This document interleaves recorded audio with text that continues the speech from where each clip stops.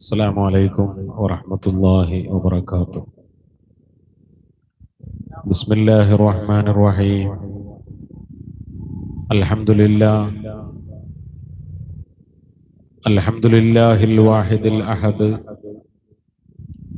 الفرد الصمد الذي لم يلد ولم يولد ولم يكن له كفوا أحد.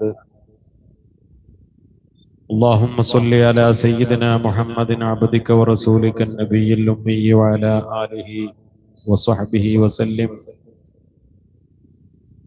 رب اشرح لي صدري ويسر لي أمري واحلل عقدة من لساني يفقه قولي. يا رب يا حق يا رحمن يا أحد يا فرد يا من هو الموصوف بالكرم. يا رب بالمصطفى بلغ مقاصدنا واغفر لنا ما مضى يا واسع الكرم. أمة سيدنا محمد.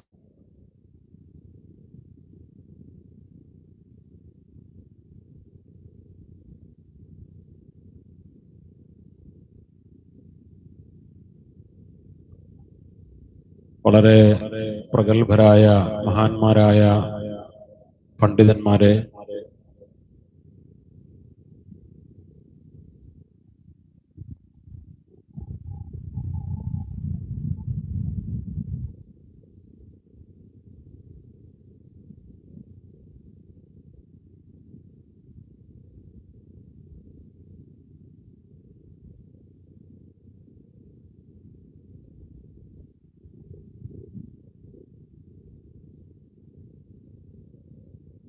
ബഹുമാനപ്പെട്ട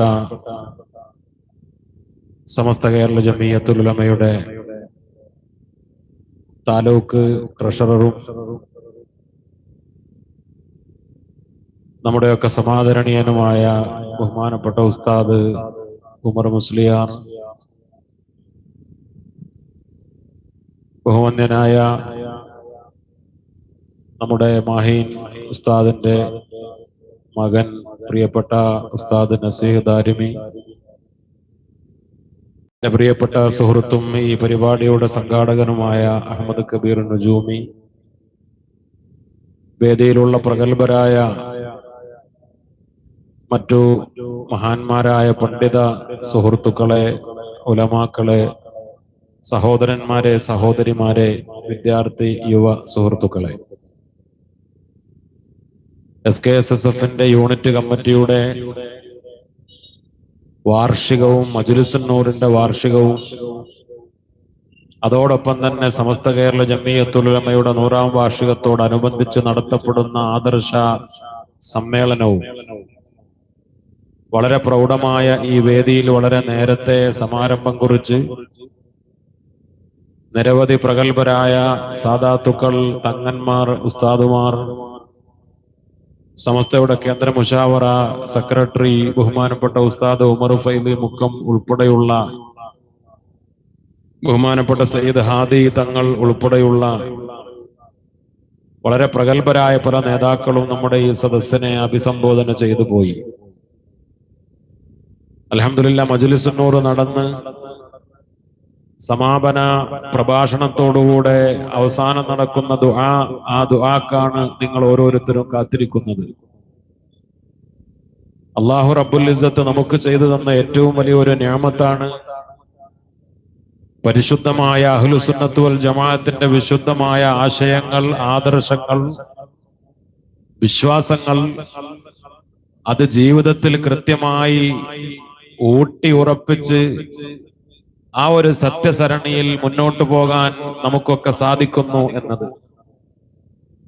അതിന് കാരണമായത് ബഹുമാനപ്പെട്ട സമസ്ത കേരള ജമിയത്തുൽ ഉലമയും ആ സമസ്തക്ക് നേതൃത്വം നൽകുന്ന പ്രഗത്ഭരായ മഹാന്മാരായ നമ്മുടെ പണ്ഡിതന്മാരും സാദാത്തുക്കളും ഈ ഒരു പരമ്പര വളരെ കൃത്യമായി നമ്മുടെ നാടുകളിലൊക്കെ കാത്തു സൂക്ഷിച്ചു.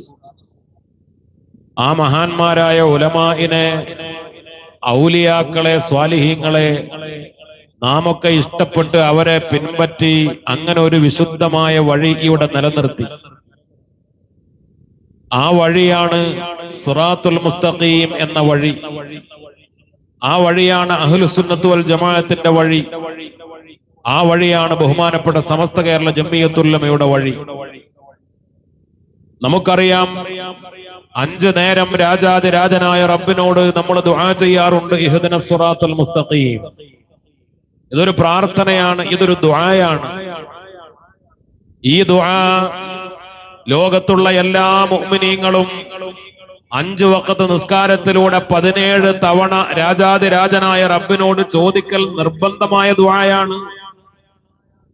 ഖുർആനിൽ ഒരുപാട് പ്രാർത്ഥനകളില്ലേ, ഒരുപാട് ദുആകളില്ലേ? എല്ലാ ദുആകളിലും നാം ഒക്കെ പടച്ച റബ്ബിനോട് കൈ ഉയർത്തി തേടുന്ന ഒരു പ്രാർത്ഥനയാണ് റബ്ബന ആതിനാ ഫിദ്ദുനിയ ഹസന വഫിൽ ആഖിറതി ഹസനതൻ വഖിനാ അദാബന്നാർ. പക്ഷേ ആ ദുആ നിർബന്ധമായ ദുആയല്ല. പരിശുദ്ധമായ ഖുർആനിൽ നിരവധി പ്രാർത്ഥനകൾ രാജാതിരാജനായ റബ്ബ് പഠിപ്പിച്ചിട്ടുണ്ട്.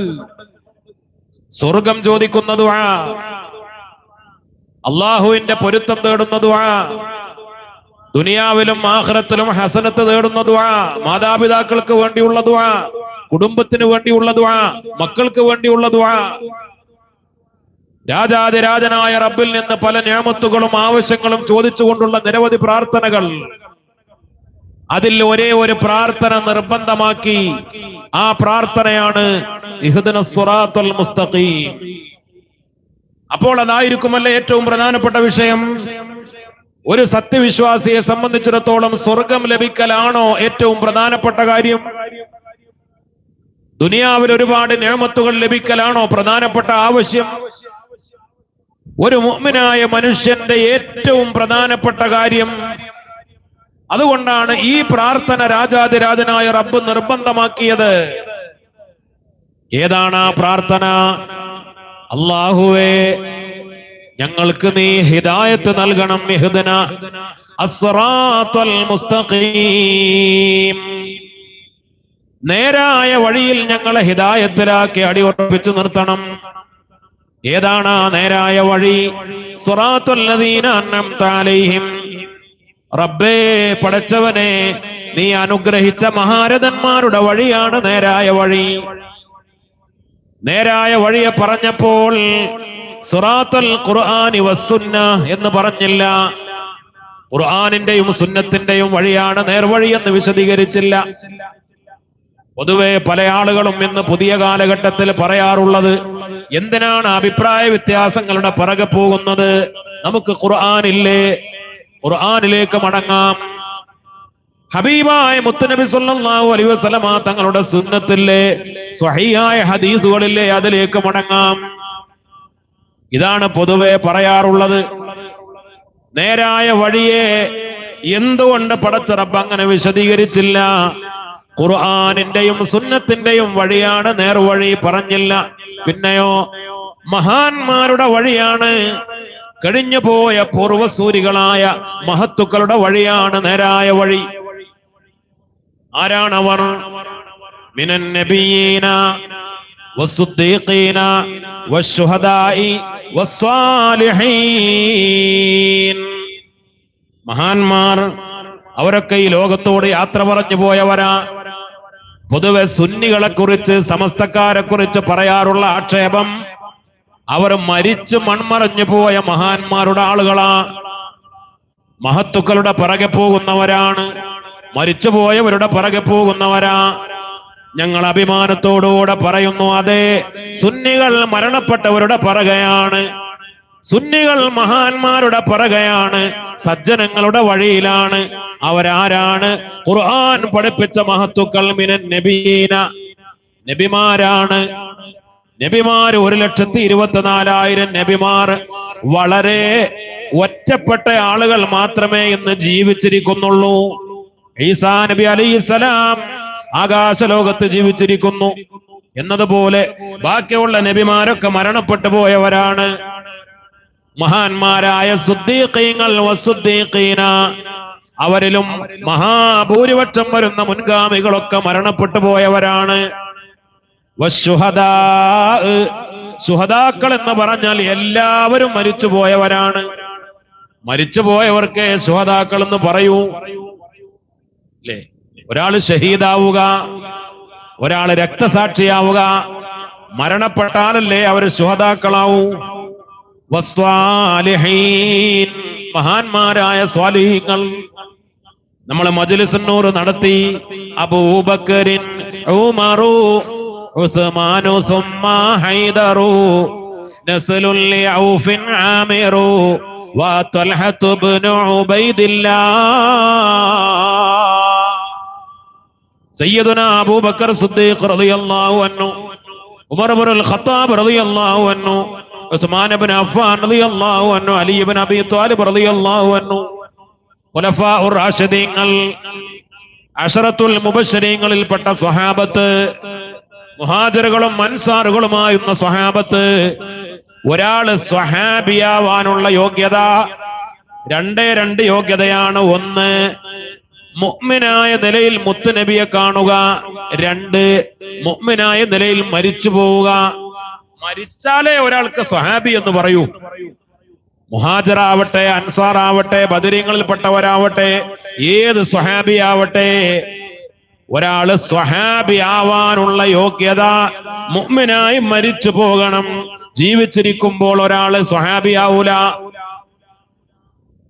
ഈമാനോടെ അല്ലാഹുവിന്റെ റസൂലിനെ കാണണം, മുത്തുനബിയുടെ സുഹബത്ത് ലഭിക്കണം. അല്ലെങ്കിൽ മുത്തുനബി ഇങ്ങോട്ട് കാണണം. ഒരല്പനേരമെങ്കിലും ഹബീബായ മുത്തുനബിയുടെ മുന്നിൽ ഈമാനോടുകൂടെ സഹവസിക്കുകയും ഈമാനോടുകൂടെ മരണപ്പെടുകയും ചെയ്താൽ മാത്രമേ അവർക്ക് സ്വഹാബി എന്ന് പറയൂ.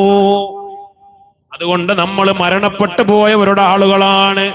മരിച്ചുപോയ സ്വഹാബത്തിന്റെ, മരിച്ചുപോയ മുഹാജിറുകളുടെ, അൻസാറുകളുടെ, ബദരീങ്ങളുടെ, താബിഉകളുടെ, താബിഉകളുടെ, മഹാന്മാരായ അഇമ്മത്തിന്റെ പിന്തുടർച്ചക്കാരാണ്. അതാ സിറാത്തുൽ മുസ്തഖീം, അതാണ് നേരായ വഴി. പരിശുദ്ധമായ ഖുർആൻ ശരീഫ് പറഞ്ഞില്ലേ, വസ്സാബിഖൂനൽ അവ്വലൂന മിനൽ മുഹാജിരീന വൽ അൻസാർ വല്ലദീന തബഊഹും ബിഇഹ്സാൻ റളിയല്ലാഹു അൻഹും വറളൂ അൻ. നമ്മൾ എന്തുകൊണ്ടാ മജ്ലിസുൻ നൂർ നടത്തുന്നത്, ബദരിയത്ത് ചൊല്ലുന്നത്, ബദർ മൗലിദ് ഓതുന്നത്, ബദരീങ്ങളുടെ ആണ്ട് കഴിക്കുന്നത്, ബദരീങ്ങളെ ഇഷ്ടപ്പെടുന്നത്, ബദറിലേക്ക് പോകാൻ ആഗ്രഹിക്കുന്നത്? കാരണം ഖുർആൻ ശരീഫ് പറഞ്ഞു, ഇവരാ ബദരീങ്ങൾ. ആര്? വസ്സാബിഖൂനൽ അവ്വലൂന മിനൽ മുഹാജിരീന വൽ അൻസാർ. മുഹാജിറുകളും അൻസാറുകളുമായ 85 മുഹാജിറുകൾ, ബാക്കി 230-ലേറെ വരുന്ന അൻസാറുകൾ, അവരാണ് മഹാന്മാരായ ബദരീങ്ങൾ. അവരാരാ? വസ്സാബിഖൂൻ, അവര് മുൻഗാമികളാണ്. അൽ അവ്വലൂൻ, ആദ്യകാലക്കാരാണ്. ആ മഹാന്മാരായ ബദരീങ്ങൾ, ആ സ്വഹാബത്ത്, ആ മുഹാജിറുകൾ, ആ അൻസാറുകൾ, അവരെ ഇത്തിബാഅ് ചെയ്ത താബിഉകൾ, വല്ലദീന തബഊഹും, അവരെ ഇത്തിബാഅ് ചെയ്ത താബിഉകൾ, അവരെ ഇത്തിബാഅ് ചെയ്ത അടുത്ത തലമുറ. ആ ഇത്തിബാഇന്റെ ആ നേർവഴി ഖിയാമത്ത് നാൾ വരെ നിലനിർത്തുന്നവരാരോ അവരാണ് റളിയല്ലാഹു അൻഹും വറളൂ അൻ. അല്ലാഹു റബ്ബുൽ ഇസ്സത്ത് പൊരുത്തപ്പെട്ടവർ.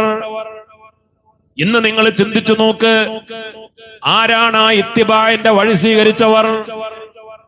ഇന്ന് ബഹുമാനപ്പെട്ട അഹ്ലുസുന്നത്ത് വൽ ജമാഅത്തിന്റെ യഥാർത്ഥ വഴി സ്വീകരിച്ച സമസ്ത കേരള ജംഇയ്യത്തുൽ ഉലമ, നമ്മുടെ നാടുകളെ സംബന്ധിച്ചിടത്തോളം ലോകത്തിന്റെ വിവിധ ഭാഗങ്ങളിൽ അങ്ങനെയുള്ള പാരമ്പര്യ സുന്നികൾ, അവരാണ് ഈ ഇത്തിബാഇന്റെ വഴി സ്വീകരിച്ചവർ. നമ്മുടെ പ്രത്യേകത എന്താ? നമ്മുടെ കഴിഞ്ഞു പോയ മുൻഗാമികളെ മുഴുവനും നമ്മൾ അംഗീകരിക്കും. മുത്തുനബിയുടെ ഒരു സ്വഹാബിയെയും നമ്മൾ തള്ളിപ്പറയൂല. എല്ലാ സ്വഹാബിമാരും അവരുടെയൊക്കെ പേര് കേൾക്കുമ്പോ തർളിയത്ത് ചൊല്ലും. എല്ലാ താബിഉകളും, എല്ലാ താബിഉകളും, എല്ലാ ഇമാമുകളും, മദ്ഹബിന്റെ ഇമാമുകളും, ഏത് മദ്ഹബാവട്ടെ, നമ്മൾ അവരെ ബഹുമാനിക്കും, ആദരിക്കും. അവരൊക്കെ നമ്മുടെ ഇമാമിങ്ങളാണ്, നേതാക്കളാണ്. കഴിഞ്ഞു പോയ ഒരു ഇമാമിനെയും ഒരു ആലിമിനെയും ഒരു ഖുത്ബിനെയും ഒരു മുജദ്ദിദിനെയും ഒരു സൂഫിയെയും ഒരു വലിയനെയും ഒരാളെയും തള്ളിക്കളയാതെ എല്ലാവരെയും ഇഷ്ടപ്പെടുന്ന, എല്ലാവരെയും പിൻപറ്റുന്ന, എല്ലാവരുടെയും വഴി സ്വീകരിച്ച ആ വഴിയാണ് പാരമ്പര്യ സുന്നികളുടെ വഴി. അതാണ് നമ്മുടെ വഴി, അതാണ് സമസ്തയുടെ വഴി. മറ്റുള്ളവരോ? ഇവരെയൊക്കെ തള്ളി പറയുന്നവരല്ലേ? ഈ മഹാന്മാരായ ഉലമായിനെ മുഴുവനും ആക്ഷേപിക്കുന്നവരല്ലേ? നമ്മുടെ നാടുകളിൽ വഹാബി പ്രസ്ഥാനങ്ങളുണ്ട്. ഏതെങ്കിലും ഒരു വഹാബി സംഘടനക്ക് അവരുടെ നേതാക്കൾ ആരാണ് എന്ന് പറയുമ്പോ അവർക്ക് ഇബ്നു അബ്ദുൽ വഹാബ് വരെ എണ്ണിപ്പറഞ്ഞ് അവിടെ അവസാനിപ്പിക്കേണ്ടി വരും. അതിനു മുൻപ് അവരുടെ മുൻഗാമികളായ ഏത് ഇമാമിനെയാണ് യഥാർത്ഥത്തിൽ വഹാബികൾ അംഗീകരിക്കുന്നത്? ജമാലുദ്ദീൻ അഫ്ഗാനി, റഷീദ് റിള, മുഹമ്മദ് അബ്ദു, അങ്ങനെ പോയി ഇബ്നു അബ്ദുൽ വഹാബ് വരെ. ഇബ്നു തൈമിയ്യയെ പോലും മുഴുവനായി ഈ ആധുനിക കാലഘട്ടത്തിലെ വഹാബികൾക്ക് അംഗീകരിക്കാൻ കഴിയൂല. കാരണം ഇബ്നു തൈമിയ്യ നബിദിനം ആഘോഷിക്കണമെന്ന് പറഞ്ഞയാളാണ്, മൗലിദ് ഓതണം എന്ന് പറഞ്ഞയാളാണ്. അപ്പൊ ഇബ്നു തൈമിയ്യയാണ് ഞങ്ങൾ അംഗീകരിക്കുന്നത് എന്ന് പറഞ്ഞാൽ വഹാബികൾ മൗലിദ് ഓതേണ്ടി വരും, അവർ നബിദിനം ആഘോഷിക്കേണ്ടി വരും, ഇന്ന് പറയുന്ന പല കാര്യങ്ങളിൽ നിന്ന് അവർ പിന്തിരിയേണ്ടി വരും. അപ്പോ പുറകിലേക്ക് പോകാൻ അവർക്ക് കഴിയൂല. ഇമാം ബുഖാരി തങ്ങളെ ഏതെങ്കിലും വഹാബി അംഗീകരിക്കുന്നുണ്ടോ? ഇല്ല. ഞാനിത് പറയുന്നത് അപ്പൊ അവര് പറയും ഞങ്ങൾ ബുഖാരി അംഗീകരിക്കും. നിങ്ങൾ ബുഖാരി അംഗീകരിക്കും, വഹാബികളും മൗദൂദികളും സ്വഹീഹുൽ ബുഖാരി എന്ന കിതാബ് നിങ്ങൾ അംഗീകരിക്കും, പക്ഷെ ഇമാം ബുഖാരി തങ്ങൾ അംഗീകരിക്കൂല. ഇമാം ബുഖാരി തങ്ങൾ ശാഫിഈ മദ്ഹബുകാരനാണ്. സ്വഹീഹ് മുസ്ലിം എന്ന കിതാബ് നിങ്ങൾ അംഗീകരിക്കും, പക്ഷെ ഇമാം മുസ്ലിം തങ്ങൾ അംഗീകരിക്കൂല. ഇമാം മുസ്ലിം തങ്ങൾ മദ്ഹബ് സ്വീകരിച്ചയാളാണ്. ഇമാം തുർമുദി, ഇമാം നസായി, ഇബ്നു മാജ, ഇമാം അബൂ ദാവൂദ്, സിഹാഹുസ് സിത്തയുടെ സകല ഇമാമിയങ്ങളും മദ്ഹബ് സ്വീകരിച്ചവരാണ്. മദ്ഹബ് സ്വീകരിക്കാത്ത ഏതെങ്കിലും ഇമാമിനെ പറയാൻ കഴിയോ? ഇമാം ബുഖാരി തങ്ങളുടെ സൂഫിസവും ആത്മീയതയും നിങ്ങൾക്ക് അംഗീകരിക്കാൻ കഴിയോ? എന്നാ ഈ അഭിപ്രായ വ്യത്യാസങ്ങളൊക്കെ അവസാനിക്കുമല്ലോ. ഇവരാ കിതാബ് അംഗീകരിക്കും, പക്ഷേ ആ കിതാബിന്റെ ആളെ അംഗീകരിക്കില്ല. ബഹുമാനപ്പെട്ട സയ്യിദുനാ മുഹമ്മദ് ഇബ്നു ഇസ്മാഈൽ അൽ ബുഖാരി റളിയല്ലാഹു അൻഹു, മഹാനായ അബൂ മുഹമ്മദ് ഇബ്നു ആദം റളിയല്ലാഹു അൻഹു എന്ന പേരുള്ള ഒരു മഹാൻ ഹബീബായ റസൂലുള്ളാഹി സ്വല്ലല്ലാഹു അലൈഹി വസല്ലമ തങ്ങളെ സ്വപ്നം കാണുകയാണ്. മുത്തുനബി ഒരു വഴിയിൽ ധാരാളം മഹാന്മാർ, മുത്തുനബിയുടെ സ്വഹാബിമാരും സ്വാലിഹീങ്ങളും മഹത്തുക്കളും കൂടെയുണ്ട്. അവരെങ്ങനെ വഴിയിൽ കാത്തു നിൽക്കുന്നതാണ് സ്വപ്നം കാണുന്നത്. ഒരു റാലി വരുമ്പോ, ഒരു ജാഥ വരുമ്പോ, അല്ലെങ്കിലും ഏതെങ്കിലും ഒരു മഹാനെ സ്വീകരിക്കാൻ വേണ്ടി വഴിയിൽ കാത്തിരിക്കുന്നത് പോലെ. ആരാണ് കാത്തിരിക്കുന്നത്? മുത്തുനബിയാണ്, സ്വഹാബത്താണ്, വലിയ വലിയ സ്വാലിഹീങ്ങളാണ്. ബഹുമാനപ്പെട്ട ഇബ്നു ആദം റളിയല്ലാഹു അൻഹു മുത്തുനബിയോട് ചെന്ന് സലാം ചൊല്ലി, അല്ലാഹുവിന്റെ റസൂലേ, അങ്ങും ഈ മഹാന്മാരും എന്താണ് ഇവിടെ നിൽക്കുന്നത്? ആരെയാണ് കാത്തിരിക്കുന്നത്? അപ്പോൾ പറഞ്ഞു, ഞങ്ങൾ മുഹമ്മദ് ഇബ്നു ഇസ്മാഈൽ അൽ ബുഖാരി റളിയല്ലാഹു അൻഹുവിന്റെ വരവ് കാത്തിരിക്കുകയാണ്, മഹാനവറുകളെ കാത്തിരിക്കുകയാണ്. സ്വപ്നം അവസാനിക്കുകയും ചെയ്തു. ബഹുമാനപ്പെട്ടവർ പറഞ്ഞു, മഹാനവറുകൾ ഒരുപാട് മാസങ്ങൾ കഴിഞ്ഞ് നാട്ടിൽ തിരിച്ചെത്തിയപ്പോ വലിയ ഒരു യാത്ര കഴിഞ്ഞ് അപ്പോഴാണ് അറിഞ്ഞത് ഇമാം ബുഖാരി റളിയല്ലാഹു അൻഹു വഫാത്തായി പോയി എന്നാണത്. അപ്പോൾ ആളുകൾ പറഞ്ഞു ഇന്ന ദിവസം.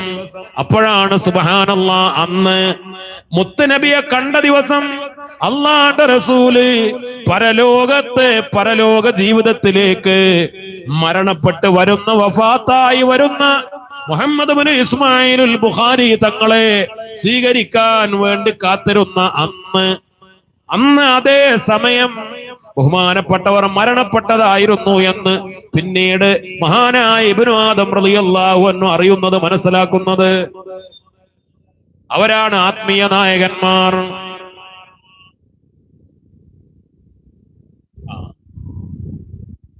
KA21P8786. ആ കാറ് അവിടുന്ന് മാറ്റി കൊടുക്കാൻ ആവശ്യപ്പെടുന്നുണ്ട്. ഒന്നുകൂടെ നമ്പർ പറയാം. KA21P8786. കാറൊന്ന് മാറ്റി കൊടുക്കണേ. ബഹുമാനികളെ, ബഹുമാനപ്പെട്ട ഇമാം ബുഖാരി റളിയല്ലാഹു അൻഹു ഓരോ ഹദീസ് സ്വഹീഹിലേക്ക് രേഖപ്പെടുത്തുന്നതിന് മുമ്പ് 2 റക്അത്ത് നിസ്കരിക്കും. ഇത് സുന്നത്താണോ ബിദ്അത്താണോ? പല ആളുകളും പറയും, ഈ വഹാബികളും മൗദൂദികളും എന്താ പറയാ, അള്ളാഹുവിന്റെ റസൂൽ ചെയ്യാത്തതൊക്കെ ബിദ്അത്ത്, നബി സല്ലല്ലാഹു അലൈഹി വസല്ലമ തങ്ങളുടെയോ ഖുലഫാഉർ റാഷിദുകളുടെയോ കാലഘട്ടത്തിൽ ഇല്ലാത്തതൊക്കെ ബിദ്അത്ത്.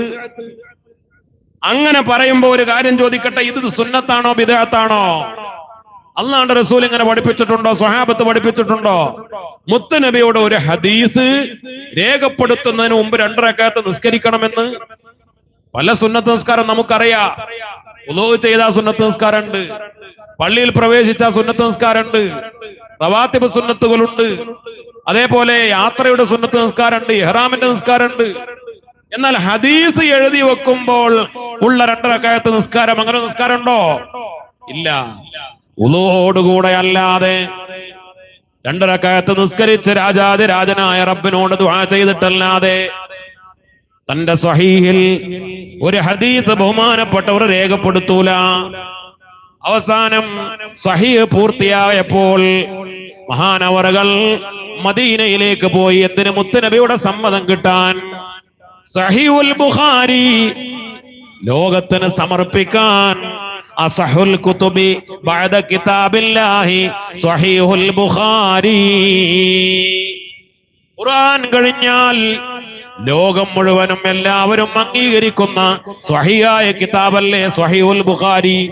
അത് നമുക്ക് സമർപ്പിക്കാൻ, ഈ ഉമ്മത്തിന് സമർപ്പിക്കുന്നതിന് മുമ്പ് ഇമാം ബുഖാരി തങ്ങൾ ബുഖാറ എന്ന റഷ്യയിലെ ഉസ്ബെക്കിസ്ഥാനിലെ താഷ്കന്റിലെ ആ നാട്ടിൽ നിന്ന് എത്രയോ കിലോമീറ്ററുകൾ യാത്ര ചെയ്ത് മദീനയിലേക്ക് കടന്നു വന്നു ഇമാം ബുഖാരി തങ്ങൾ. എന്നിട്ടോ മദീനയുടെ ഹറമിന്റെ പള്ളിയുടെ കുറെ അപ്പുറത്ത് പള്ളിയിലേക്ക് കയറാതെ, മദീനയുടെ റൗള ഷരീഫിലേക്ക് വരാതെ, മുത്തുനബിയുടെ ഹുജറത്ത് ഷരീഫയുടെ അടുത്തേക്ക് വരാതെ ബഹുമാനപ്പെട്ടവർ അവിടെ നിന്നു. എന്നിട്ട് പറഞ്ഞു, അള്ളാഹുവിന്റെ റസൂല് സമ്മതം തന്നാലേ ഞാൻ ഇവിടെ നിന്ന് അങ്ങോട്ട് വരൂ. സുബ്ഹാനല്ലാഹ്.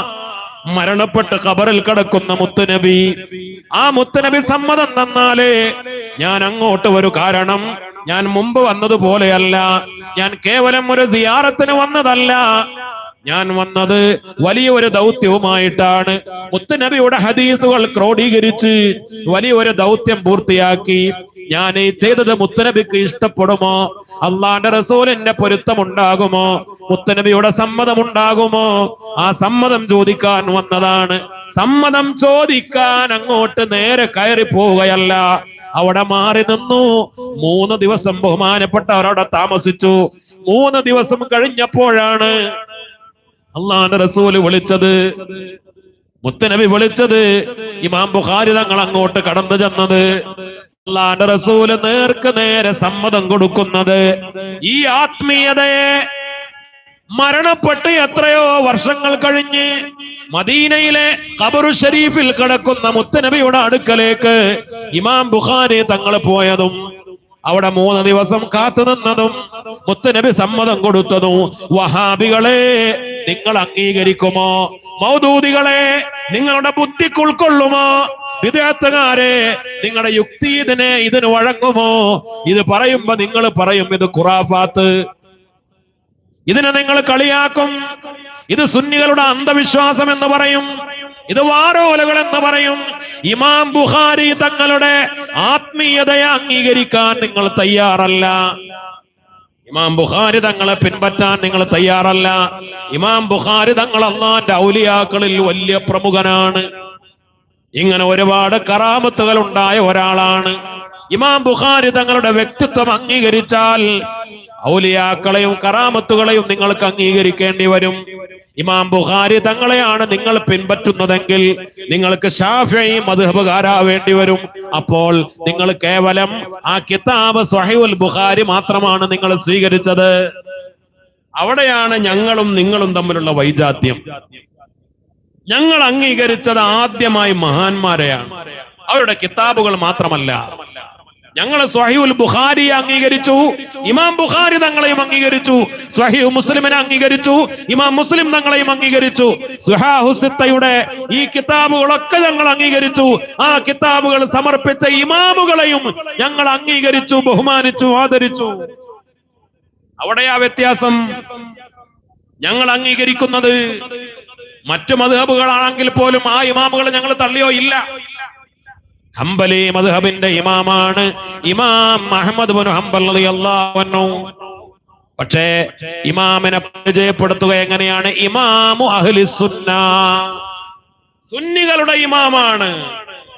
ഹംബലി മദ്ഹബുകാർക്ക് ഫിഖഹിന്റെ വിഷയങ്ങളിൽ കർമ്മശാസ്ത്രത്തിൽ മാത്രമാണ് ഇമാം അഹ്മദ് ഇബ്നു ഹംബലിനെ അവർ തഖ്ലീദ് ചെയ്തത്.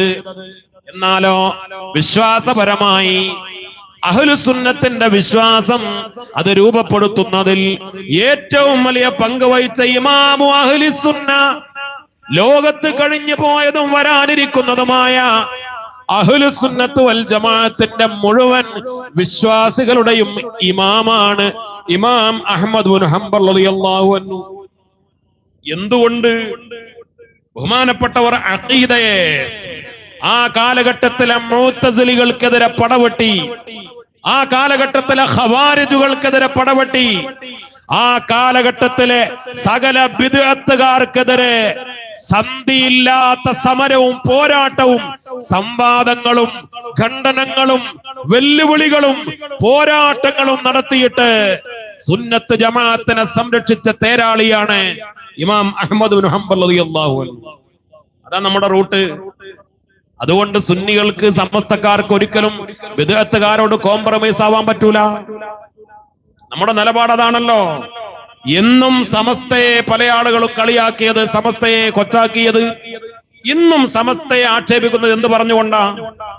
ഈ പുതിയ കാലഘട്ടത്തിൽ നമ്മള് മുസ്ലിം ഐക്യത്തിൽ മുന്നോട്ട് പോകേണ്ട ഈ കാലത്ത് ഇപ്പൊ ഒരു ഭാഗത്ത് മുജാഹിദ്, മൗദൂദി, ജമാഅത്ത് ഇങ്ങനെ പറഞ്ഞ് ആക്ഷേപിച്ച് ഇപ്പൊ നമ്മള് ഖുത്ബയുടെ ഭാഷ തർക്കിക്കേണ്ട കാലാണോ? ഇപ്പൊ ഈ മൗലിദും ആണ്ടും മജ്ലിസുന്നൂറും തവസ്സുലും ഇസ്തിഗാസയും അതേപോലെ തറാവീഹിന്റെ റക്അത്തിന്റെ എണ്ണ ഇതിലൊക്കെ തർക്കിക്കേണ്ട കാലാണോ? ഇപ്പൊ മുസ്ലിം ഉമ്മത്ത് ഒറ്റക്കെട്ടായി നിൽക്കേണ്ട കാലമല്ലേ എന്ന് ചോദിക്കുന്ന നിഷ്കളങ്കരെ, എന്തുകൊണ്ടാണ് നമുക്ക് ഈ കണിശമായ നിലപാടുണ്ടാകുന്നത്? ഇതിനേക്കാൾ വലിയ പ്രതിസന്ധിയുടെ കാലഘട്ടത്തിൽ സുന്നത്ത് ജമാഅത്തിന്റെ വിഷയത്തിൽ നമ്മുടെ മുൻഗാമികൾക്ക് കണിശമായ നിലപാടുണ്ടായിട്ടുണ്ട്. ഇമാം അഹ്മദ് ഇബ്നു ഹംബൽ റളിയല്ലാഹു അൻഹു ലക്ഷക്കണക്കിന് ഹദീസുകൾ മനഃപ്പാഠമാക്കിയ മഹാനാണ്. ആ കാലഘട്ടത്തിലെ മുഅ്തസിലി ഭരണകൂടമായിരുന്നു. മുഅ്തസിലി വിശ്വാസികളായ ഭരണകൂടത്തിന്റെ പിന്തുണ മുഴുവനും ബിദ്അത്തുകാർക്ക്. സുന്നികൾ ഒറ്റപ്പെട്ടവരായി, അവരാക്രമിക്കപ്പെട്ടവരായി, സുന്നി പണ്ഡിതന്മാരെ ബഹിഷ്കരിച്ച്, അവരെ ശിക്ഷിച്ച്, അവരെ ഒറ്റപ്പെടുത്തി ആക്രമിക്കുന്ന കാലം. ആ കാലഘട്ടത്തിൽ അപ്പോഴും ബിദ്അത്തിനെതിരെ, മുഅ്തസിലി വാദങ്ങൾക്കെതിരെ അഹ്മദ് ഇബ്നു ഹംബൽ റളിയല്ലാഹു അൻഹു നിലപാട് സ്വീകരിച്ചു. ഖൽഖുൽ ഖുർആൻ പോലെയുള്ള വാദങ്ങൾ, ഖുർആൻ അല്ലാഹുവിന്റെ സൃഷ്ടിയാണ് അല്ല, രണ്ട് വാദങ്ങൾ, ഖുർആൻ അല്ലാഹുവിന്റെ സൃഷ്ടിയാണ് എന്ന് വാദിച്ച മുഅ്തസിലികൾ, ഖുർആൻ അല്ലാഹുവിന്റെ കലാമാണ്, അത് റബ്ബിന്റെ മറ്റുള്ള സൃഷ്ടികളെ പോലെയുള്ള ഒരു മഖ്ലൂഖ് അല്ല എന്ന് വാദിച്ച അഹ്ലുസുന്നയുടെ പക്ഷം. ഈ ഏറ്റുമുട്ടലുകൾ എന്തേ അതൊക്കെ അത്ര വലിയ തർക്കിക്കേണ്ട കാര്യമാണോ?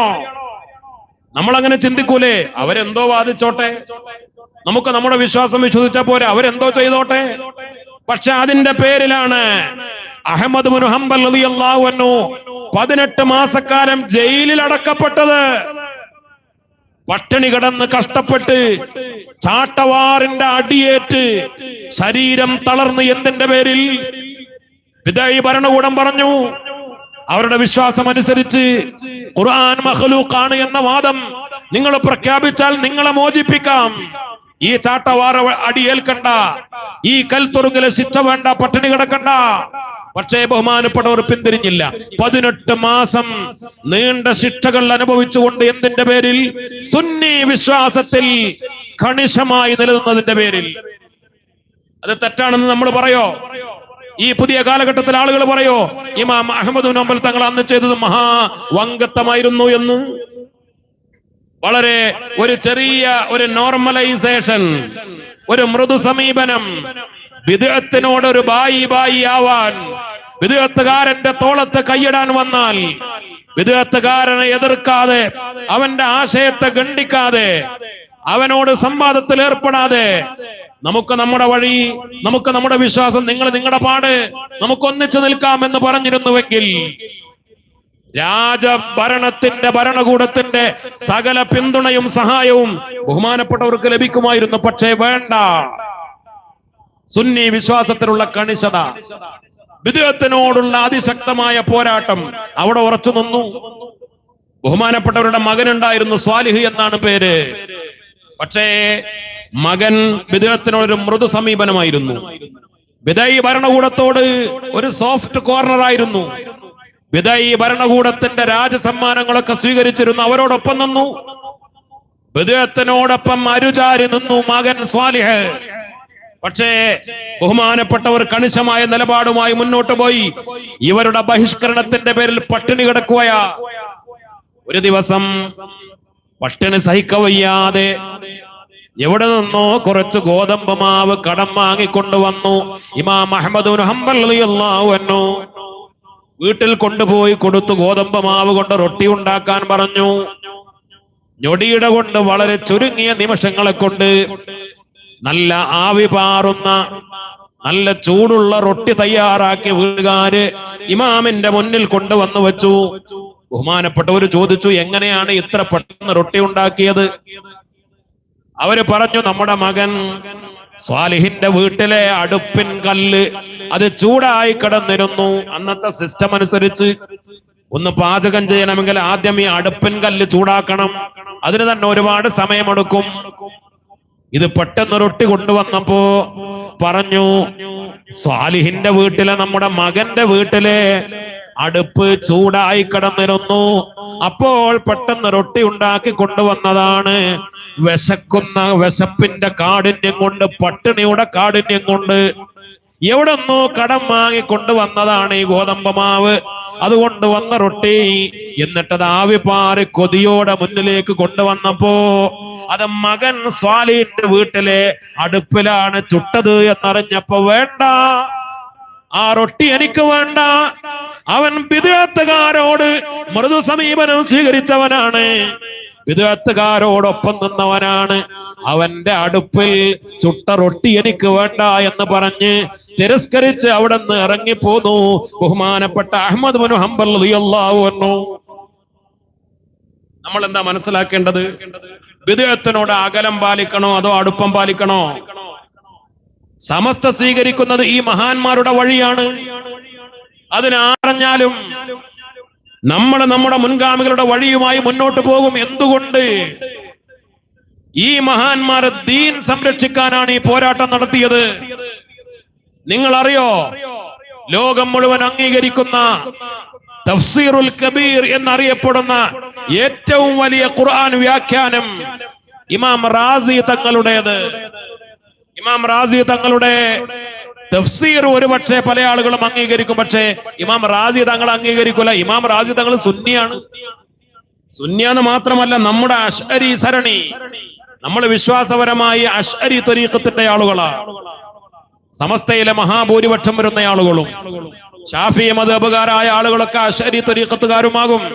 കർമ്മശാസ്ത്രപരമായി ഷാഫി മദ്ഹബ്, വിശ്വാസപരമായ അശ്അരി മദ്ഹബ്, ഈ അശ്അരി സരണി സ്വീകരിച്ച തഖ്ലീദ് ചെയ്ത ആളാ ഇമാം റാസി തങ്ങൾ, ഇമാം ഹുജ്ജത്തുൽ ഇസ്ലാം അബൂ ഹമീദുൽ ഗസാലി തങ്ങൾ, ഇമാം സുയൂത്തി തങ്ങൾ, ഇമാം ഇബ്നു ഹജർ തങ്ങൾ, ഇബ്നു ഹജർ ഹൈതമി, ഇബ്നു ഹജർ അസ്ഖലാനി, അവരൊക്കെ മുഅ്മിനീങ്ങളെ. അപ്പോ ബഹുമാനപ്പെട്ട ഇമാം റാസി തങ്ങൾ എത്ര വലിയ മഹാനാണ്. മഹാനവറുകൾക്ക് അവസാന ഘട്ടത്തിൽ ഭക്ഷണത്തിൽ വിഷം കലർത്തി ആര്? ആ കാലഘട്ടത്തിലെ കറാമികൾ എന്നറിയപ്പെടുന്ന ബിദ്അത്തുകാര്. ഓരോ കാലഘട്ടത്തിലും ബിദ്അത്തുകാരുണ്ടായിട്ടുണ്ട്. ഇന്ന് നമ്മൾ മൗദൂദി വഹാബി എന്നൊക്കെ പറയുന്നതിൽ അന്നത്തെ ഒരു വിഭാഗം ബിദ്അത്തുകാരുടെ പേരാണ് കറാമിയക്കാർ. അവരെന്ത് ചെയ്തു? അവർക്ക് പിടിച്ചു നിൽക്കാൻ കഴിയുന്നില്ല. കാരണം ഇൽമു കൊണ്ട്, ബുദ്ധി കൊണ്ട്, സമർത്ഥനം കൊണ്ട് ഖുർആനും ഹദീസും മുന്നിൽ വെച്ച് മുഅ്മിനീങ്ങൾക്ക് യഥാർത്ഥ വഴി പറഞ്ഞു കൊടുക്കുന്ന ഇമാം റാസി റളിയല്ലാഹു അൻഹു അവരുടെ വക വരുത്തിയാല് പിന്നെ എളുപ്പമായല്ലോ. ബഹുമാനപ്പെട്ടവർക്ക് ഭക്ഷണത്തിൽ വിഷം കലർത്തി. സുബ്ഹാനല്ലാഹ്. കാരണം ബഹുമാനപ്പെട്ടവരെ കൊണ്ട് അവർക്ക് പിടിച്ചു നിൽക്കാൻ കഴിയുമായിരുന്നല്ലോ. ഒരിക്കൽ ഇമാം റാസി റളിയല്ലാഹു അൻഹു പറഞ്ഞു, ഞാൻ സൂറത്തുൽ ഫാത്തിഹയിൽ നിന്ന് 10,000 മസ്അല പഠിപ്പിച്ചു തരാം. ആകെ 7 ആയത്താണത് ഫാത്തിഹ സൂറത്തിൽ. എത്ര? 7 ആയത്ത്. ഈ 7 ആയത്തിൽ നിന്ന് 10,000 മസ്അല ഞാൻ ഫാത്തിഹയിൽ നിന്ന് ഞാൻ നിങ്ങൾക്ക് പഠിപ്പിച്ചു തരാം എന്ന് പറഞ്ഞപ്പോ ബിദ്അത്തുകാർ കളിയാക്കി. എന്ത് മഹാ അബദ്ധമാണ് ഈ പറയുന്നത്? ആകെ 7 ആയത്തിൽ നിന്ന്. ബിദ്അത്തുകാരുടെ ശൈലി എന്താ? ഖുർആൻ പരിഭാഷ വാങ്ങി വായിക്കലല്ലേ. 7 ആയത്തിന് 7 അർത്ഥം കിട്ടും. 10,000 അർത്ഥം കിട്ടുമോ? 10,000 മസ്അല കിട്ടുമോ? 10,000 ആശയങ്ങൾ അവിടെ നിന്ന് മനസ്സിലാക്കാൻ കഴിയോ? ഇമാം റാസി തങ്ങൾ ഇത് പറഞ്ഞപ്പോ ഈ ബിദ്അത്തുകാർ കളിയാക്കി. അപ്പോഴാണ് ഇമാം റാസി തങ്ങൾ സൂറത്തുൽ ഫാത്തിഹയ്ക്ക് മാത്രം ഒരു വ്യാഖ്യാനം എഴുതി, മഫാത്തിഹുൽ ഉലൂം. ഇത് പുറത്തിറങ്ങിയപ്പോ സൂറത്തുൽ ഫാത്തിഹയ്ക്ക് മാത്രം ഒരു തഫ്സീർ എഴുതി. അത് പുറം ലോകത്ത് കണ്ടപ്പോ, അത് വെളിച്ചം കണ്ടപ്പോ വിദഗ്ധകാര് പത്തി മടക്കി മാളത്തിൽ ഒളിച്ചു. അത്ര വലിയ ഇൽമിന്റെ ബഹറ. അതുകൊണ്ടാണ് ഏറ്റവും വലിയ തഫ്സീറുൽ കബീർ എഴുതിയത്. അങ്ങനത്തെ ഇമാം റാസി തങ്ങളെ വകവരുത്താൻ ഈ ബിദ്അത്തുകാർ ശ്രമിച്ചു. അവർക്കൊക്കെ ഇന്നും നമ്മുടെ നാടുകളിലെ ഈ ബിദ്അത്തുകാർക്കൊക്കെ ഇവരോടൊക്കെ അതിശക്തമായ വിരോധമാണ്. ഇമാം റാസി തങ്ങളോട്, ഇമാം സയൂത്തി തങ്ങളോട്, ഇമാം ഇബ്നു അദ്ർ തങ്ങളോട്. എന്നാൽ വഹാബികളെ, മൗദൂദികളെ, മറ്റുള്ള തബ്ലീഗാദി ഏത് ബിദ്അത്തുകാരാവട്ടെ നിങ്ങളോട് ചോദിക്കട്ടെ, ഇമാം റാസി തങ്ങളെ പോലെ, ഇമാം ഗസാലി തങ്ങളെ പോലെ, ഇമാം സയൂത്തി തങ്ങളെ പോലെ ഒരു ഇമാമിനെ നിങ്ങളുടെ ഇമാമായി നിങ്ങൾക്ക് പരിചയപ്പെടുത്താൻ കഴിയോ? ഞങ്ങൾ പറയുന്നു ഇവര് സുന്നികളാണ്. എന്തുകൊണ്ട്? അവര് ശാഫി മദ്ഹബുകാരാണ്, അവര് അശ്അരി മദ്ഹബുകാരാണ് വിശ്വാസപരമായി. അത് തന്നെയല്ലേ സുന്നി? ഈ സുന്നി, ഇങ്ങനെ സുന്നികളായ മഹാപണ്ഡിതന്മാരെ 600-ലധികം കിതാബുകൾ രചിച്ച, ലക്ഷക്കണക്കിന് ഹദീസുകൾ മനപ്പാടമുണ്ടായിരുന്ന മഹാനാണ് ഇമാം സയൂത്തി റളിയല്ലാഹു അൻഹു. സുഹാഉസ്സത്തക്ക് മുഴുവൻ വ്യാഖ്യാനം എഴുതിയിട്ടുണ്ട്. സ്വഹീഹുൽ ബുഖാരിക്ക് വ്യാഖ്യാനം എഴുതി, സ്വഹീഹ് മുസ്ലിമിന് എഴുതി, ഇബ്നു മാജക്ക് എഴുതി, തിർമിദിക്ക് എഴുതി, അബൂദാവൂദിന്, നസായിക്ക് എഴുതി. സുഹാഉസ്സത്തയുടെ എല്ലാ ഹദീസിന്റെ ഗ്രന്ഥങ്ങൾക്കും വിശാലമായ അർത്ഥഗർഭമായ വ്യാഖ്യാനം എഴുതിയ മഹാമുഹദ്ദിസാണ് ഇമാം സയൂത്തി റളിയല്ലാഹു അൻഹു. ഫഖീഹാണ്. ഏത് അർത്ഥത്തിലും, തസവ്വുഫിലും, ഫിഖ്ഹിലും, ഹദീസിലും, തഫ്സീറിലും, ഏത് വിഷയത്തിലും ആഴത്തിലുള്ള ഇൽമുണ്ടായിരുന്ന മഹാനാണ് ഇമാം സയൂത്തി തങ്ങളെ പോലെ ഒരു ഇമാമിനെ നിങ്ങളുടെ ബിദ്അത്തിന്റെ നേതാവായി പരിചയപ്പെടുത്താൻ നിങ്ങൾക്ക് കഴിയോ? കഴിയൂല. ബഹുമാനപ്പെട്ട സമസ്ത കേരള ജംഇയ്യത്തുൽ ഉലമ, നമ്മൾ എന്തുകൊണ്ടാണ് ഉലമാക്കളെ ബഹുമാനിക്കുന്നത്? നമ്മൾ ഉലമാക്കളെ പിൻപറ്റുന്നത്? ഉലമാക്കൾക്ക് എന്താ പ്രത്യേകത? ഇന്നും ഈ പുതിയ കാലഘട്ടത്തിലും എന്താ ഏറ്റവും വലിയ പ്രശ്നം? ഉലമാക്കൾക്ക് സ്ഥാനമുണ്ടോ ഇല്ലേ എന്നതാണ് ഇന്നത്തെ വിവാദം. ചില ആളുകൾ പറയാം ഉലമാക്കൾക്കൊന്നും യാതൊരു പദവിയില്ല. ഉലമാക്കൾ എന്ന് പറയുമ്പോ കേരളത്തിലെയും കർണാടകയിലെയും തമിഴ്നാട്ടിലെയും അതേപോലെ ഇന്ന് വിശാലമായ പ്രദേശങ്ങളിലെ 10,000-കണക്കിന് വലിയ ആലിമീങ്ങളെ പ്രതിനിധീകരിക്കുന്ന, അവര് പോലും അവലംബിക്കുന്ന ഏറ്റവും വലിയ നമ്മുടെ ബോഡിയാണ് സമസ്തയുടെ കേന്ദ്ര മുശാവറ. മുസ്ലിം ഉമ്മത്തിനെ സംബന്ധിച്ചിടത്തോളം ഏറ്റവും വലിയ സൂപ്പർ പവർ, അവർ കൽപ്പിക്കുന്ന ഏറ്റവും വലിയ സുപ്രീം അതോറിറ്റി ഉലമാക്കളാണോ സമസ്തയാണോ? എന്തിനാണ് തർക്കിക്കേണ്ട കാര്യം? അള്ളാഹുവിന്റെ റസൂലാണ് പറഞ്ഞത് അൽ ഉലമാഉ വറസത്തുൽ അംബിയാ. വേറെ ഏതെങ്കിലും വിഭാഗങ്ങളെ കുറിച്ച് അങ്ങനെ പറഞ്ഞോ? അമ്പിയാക്കളുടെ അനന്തരാവകാശികളാ ഉലമാക്കൾ. നമ്മൾ ആരെയാ പിൻപറ്റേണ്ടത്? വഴി പിഴച്ചു പോകാതിരിക്കാൻ ഒരു ഉമ്മത്ത് എന്നുള്ള നിലയിൽ ഈ ഉമ്മത്ത് പിൻപറ്റേണ്ടത് ആരെയാണ്? നേതൃത്വം ഏൽപ്പിക്കേണ്ടത്? ഉലമാഇനെ അല്ലാതെ. അള്ളാഹുവിന്റെ റസൂലാ പറഞ്ഞത് ഉലമാ അമ്പിയാക്കളുടെ അനന്തരാവകാശികളാ. അത് മാത്രമല്ല, മുത്തുനബി സല്ലല്ലാഹു അലൈഹി വസല്ലമ തങ്ങൾ പറഞ്ഞു, എന്റെ ഉമ്മത്തിലെ ഉലമാ ഉമ്മത്തി കഅംബിയാഇ ബനി ഇസ്രായീൽ. എന്റെ ഉമ്മത്തിലെ ഉലമാക്കൾ അമ്പിയാക്കളിലെ മഹാന്മാരായ ബനൂ ഇസ്രായേലികളിലെ അമ്പിയാക്കളെ പോലെയാണ്. ചെറിയ വർത്താന, ചിന്തിക്കണം, വളരെ ഗൗരവത്തോടുകൂടെ ആലോചിക്കണം. ഹബീബായ റസൂലുള്ളാഹി സ്വല്ലല്ലാഹു അലൈഹി വസല്ലമ തങ്ങളാണ് പറയുന്നത്, എന്റെ ഉമ്മത്തിലെ ഉലമാ ബനൂ ഇസ്രായേൽ ഉമ്മത്തിലെ നബിമാരെ പോലെയാണ്. ചിന്തിക്കണം. ഒരു ഹദീസിൽ പറഞ്ഞു അമ്പിയാക്കളുടെ അനന്തരാവകാശികളാണ് ഉലമാ. ഇവിടെ പറഞ്ഞത് ബനൂ ഇസ്രായേലികളിലെ നബിമാരെ പോലെ തന്നെയാണ് എന്റെ ഉമ്മത്തിലെ ഉലമാക്കൾ എന്ന ഹബീബായ മുത്തുനബി സല്ലല്ലാഹു അലൈഹി വസല്ലം. അപ്പൊ ഉലമാഇന്റെ പദവി എത്രയാ? സ്ഥാനം എത്രയാ? ബഹുമാനപ്പെട്ട അബുൽ ഹസൻ മഹാനായ ഇമാം ഷാദുലി റളിയല്ലാഹു അൻഹു, അബുൽ ഹസൻ ഷാദുലി റളിയല്ലാഹു അൻഹു ശൈഖുനാ അത്തിപ്പറ്റ ഉസ്താദിന്റെ ഒക്കെ ത്വരീഖിലെ മഹാനായ ഇമാമാണ് ഇമാം ഷാദുലി തങ്ങൾ. ഇമാം ഷാദുലി തങ്ങൾ പറഞ്ഞു, ഒരിക്കൽ ഞാൻ ബൈത്തുൽ മുഖദ്ദസ് പള്ളിയിൽ, ഇമാം ഷാദുലി തങ്ങളാണ് പറയുന്നത്, ബൈത്തുൽ മുഖദ്ദസ് പള്ളിയിൽ ഇബാദത്തിന് പോയി. മസ്ജിദുൽ അഖ്സയിൽ അവിടെ ഇത്തികാഫ് ഇരിക്കുകയാണ്, ഇബാദത്ത് ചെയ്യുകയാണ്. ഒരു ഘട്ടത്തിലൊന്നും മയങ്ങിപ്പോയി. ആ മയക്കത്തിൽ, ആ ഉറക്കത്തിൽ ഹബീബായ മുത്തുനബിയെ കാണുകയാണ്. റസൂലുള്ളാഹിന്റെ മജ്ലിസ് സ്വപ്നത്തിൽ കാണുകയാണ്. ആ മജ്ലിസിൽ ഒരുപാട് നബിമാരുണ്ട്, സ്വഹാബിമാരുണ്ട്, താബിഉകളുണ്ട്, താബിഉകളുണ്ട്, ഇമാമുകളുണ്ട്, ഒരുപാട് മഹാന്മാരുണ്ട്. ഞങ്ങളൊക്കെ അവിടെയുണ്ട്. ആരാ പറയുന്നത്? ഇമാം ഷാദുലി റളിയല്ലാഹു അൻഹു. ആ സദസ്സില് ബഹുമാനപ്പെട്ട കലീമുല്ലാഹി മൂസാ നബി അലൈഹിസ്സലാം മുത്തുനബിയുടെ അടുക്കൽ വന്ന് ചോദിച്ചു, അല്ലാഹുവിന്റെ റസൂലേ മുഹമ്മദ് നബിയേ, നിങ്ങൾ പറഞ്ഞിട്ടുണ്ടല്ലോ നിങ്ങളുടെ ഉമ്മത്തിലെ ഉലമാ ഉമ്മത്തി കഅംബിയായി ബനി ഇസ്രായീൽ, ഞങ്ങളുടെ ഉമ്മത്തിലെ ബനൂ ഇസ്രായേൽ സന്തതികളിലെ നബിമാരെ പോലെയാണ് നിങ്ങളുടെ ഉമ്മത്തിലെ ഉലമാക്കളെന്ന്. അതൊരു വലിയ വർത്താനല്ലേ നബിയെ? ഞങ്ങളുടെ നബിമാരെ പോലെയാണ് നിങ്ങളുടെ ഉലമാക്കൾ. അങ്ങനെയാണെങ്കിൽ അതിൽപ്പെട്ട ഒരു ആലിമിനെ നിങ്ങൾ എനിക്ക് പരിചയപ്പെടുത്തി തരുമോ?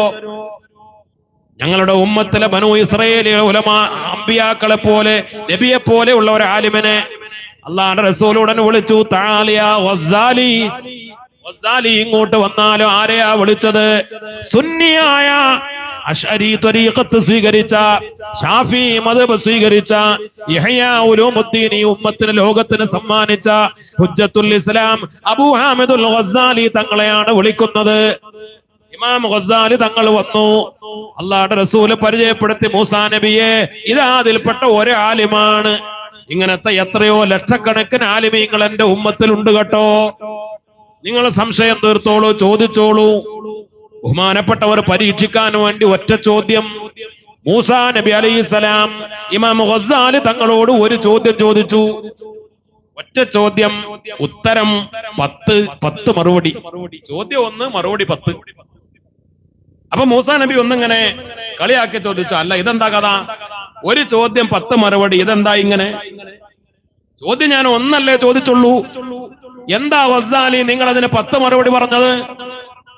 മൂസാ നബിയോട് ഉടൻ തന്നെ മഹാനായ ഹുജ്ജത്തുൽ ഇസ്ലാം അബൂ ഹാമിദുൽ ഗസ്സാലി തങ്ങളുടെ തിരിച്ചുള്ള ചോദ്യം, മൂസാ നബിയെ, നിങ്ങളോടൊരു ചോദ്യം ചോദിച്ചല്ലോ, വമാ തിൽക ബിയമീനിക യാ മൂസാ, ചോദ്യം ഒന്നാണ്, ഒറ്റ ചോദ്യം. മൂസാ നബിയെ, എന്താ നിങ്ങളുടെ കയ്യിൽ, നിങ്ങളുടെ വലത്തെ കയ്യിൽ എന്താണ്? മൂസ. അപ്പൊ നിങ്ങളുടെ മറുപടി എന്തായിരുന്നു?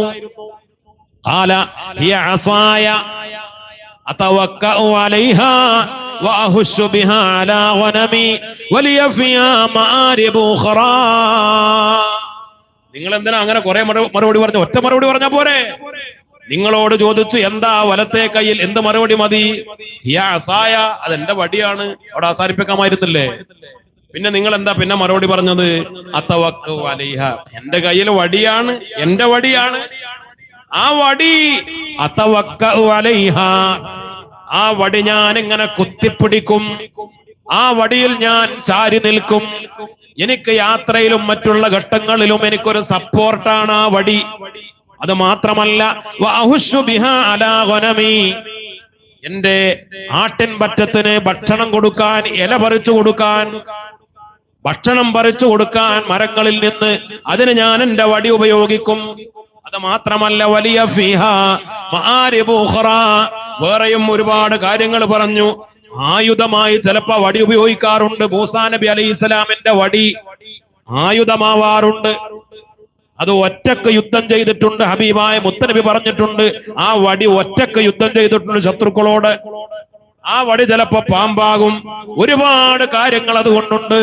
മൂസാ നബിയെ, ചോദ്യം ഒറ്റ മറുപടിയിൽ നിങ്ങൾക്ക് അവസാനിപ്പിക്കാമായിരുന്നു. പക്ഷേ നിങ്ങൾ ധാരാളം മറുപടികൾ പറഞ്ഞില്ലേ.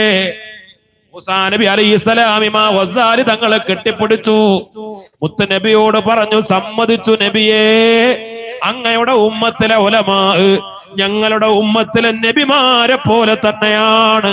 എനിക്ക് ഗസാലിയിലൂടെ അത് ബോധ്യപ്പെട്ടു. ഞാനൊന്ന് ചോദിക്കട്ടെ ബിദ്അത്തുകാരാ, ഇങ്ങനെ ഗസാലി ഇമാമിനെ പോലെ ഒരു ആലിമിനെ നിങ്ങളുടെ ആളായി നിങ്ങൾക്ക് പറയാൻ കഴിയോ? ഇതാ ഞങ്ങളും നിങ്ങളും തമ്മിലുള്ള വ്യത്യാസം. ഈ ഉലമാഇന്റെ പരമ്പര ഇവിടെ നിലനിൽക്കണം.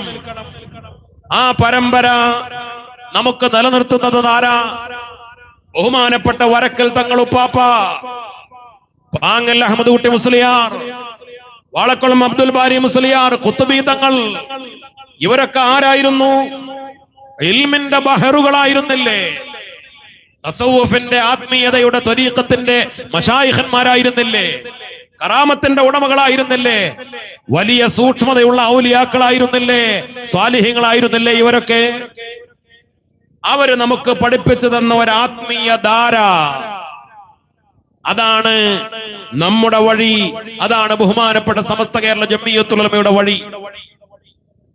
നമുക്ക് കിട്ടിയ ഏറ്റവും വലിയ സൗഭാഗ്യം, പ്രത്യേകിച്ച് നമ്മുടെ ഈ ഒരു ബെൽറ്റ് എന്ന് പറഞ്ഞാൽ മലബാറും കേരളക്കരയും മാത്രമല്ല, ആ വഴിയെ സ്വീകരിച്ച നമ്മുടെ മംഗലാപുരത്തെ, ദക്ഷിണ കന്നഡയിലെ, ഇതേപോലെ ഈ പ്രദേശങ്ങളിലെ, ഇവിടെയൊക്കെ ഞങ്ങൾ വന്നപ്പോ ഒരു സഹോദരൻ പറഞ്ഞു, ഇത് കേരളമാണ്.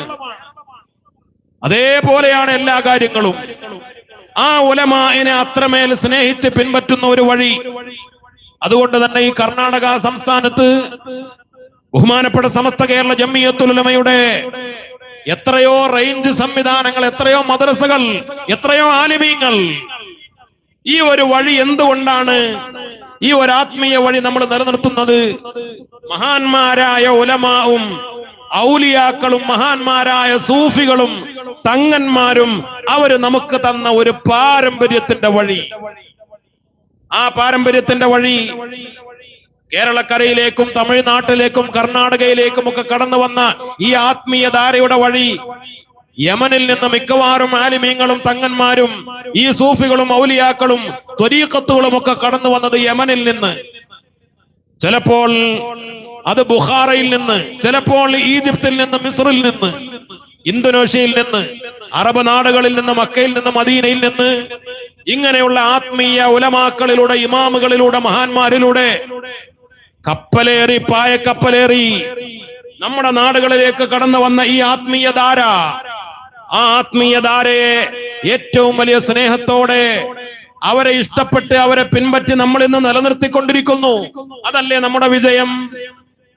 ബഹുമാനപ്പെട്ട സയ്യിദു താബിഈൻ ഹസനുൽ ബസ്രി റളിയല്ലാഹു അൻഹു ആലിമീങ്ങൾക്ക് ദർസ് നടത്തിക്കൊണ്ടിരിക്കുമ്പോ മഹാനവറുകൾ ഒരിക്കൽ പറഞ്ഞു, കുൻ ആലിമൻ, നീ ആലിമാവണം, ഔ മുതാലിമൻ, അല്ലെങ്കിൽ മുതാലിമാവണം, ഔ മുഹിബ്ബൻ, അല്ലെങ്കിൽ അവരെ സ്നേഹിക്കുന്നയാളാവണം, ഔ മുസ്തമിയൻ, അല്ലെങ്കിൽ അവരെ കേട്ടനുസരിക്കുന്നവരാവണം.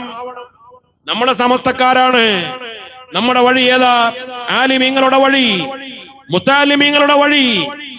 ആലിമും മുതാലിമും ആവാൻ സാധിക്കാത്തവർ, ഇൽമിനെ സ്നേഹിക്കുന്ന, ആലിമീങ്ങളെയും മുതാലിമീങ്ങളെയും അങ്ങേയറ്റം ഇഷ്ടപ്പെടുന്ന, ബഹുമാനിക്കുന്ന, ആദരിക്കുന്ന അവരുടെ മുഹിബ്ബീങ്ങളാകുന്ന വഴി സമസ്തക്കാരുടെ വഴി.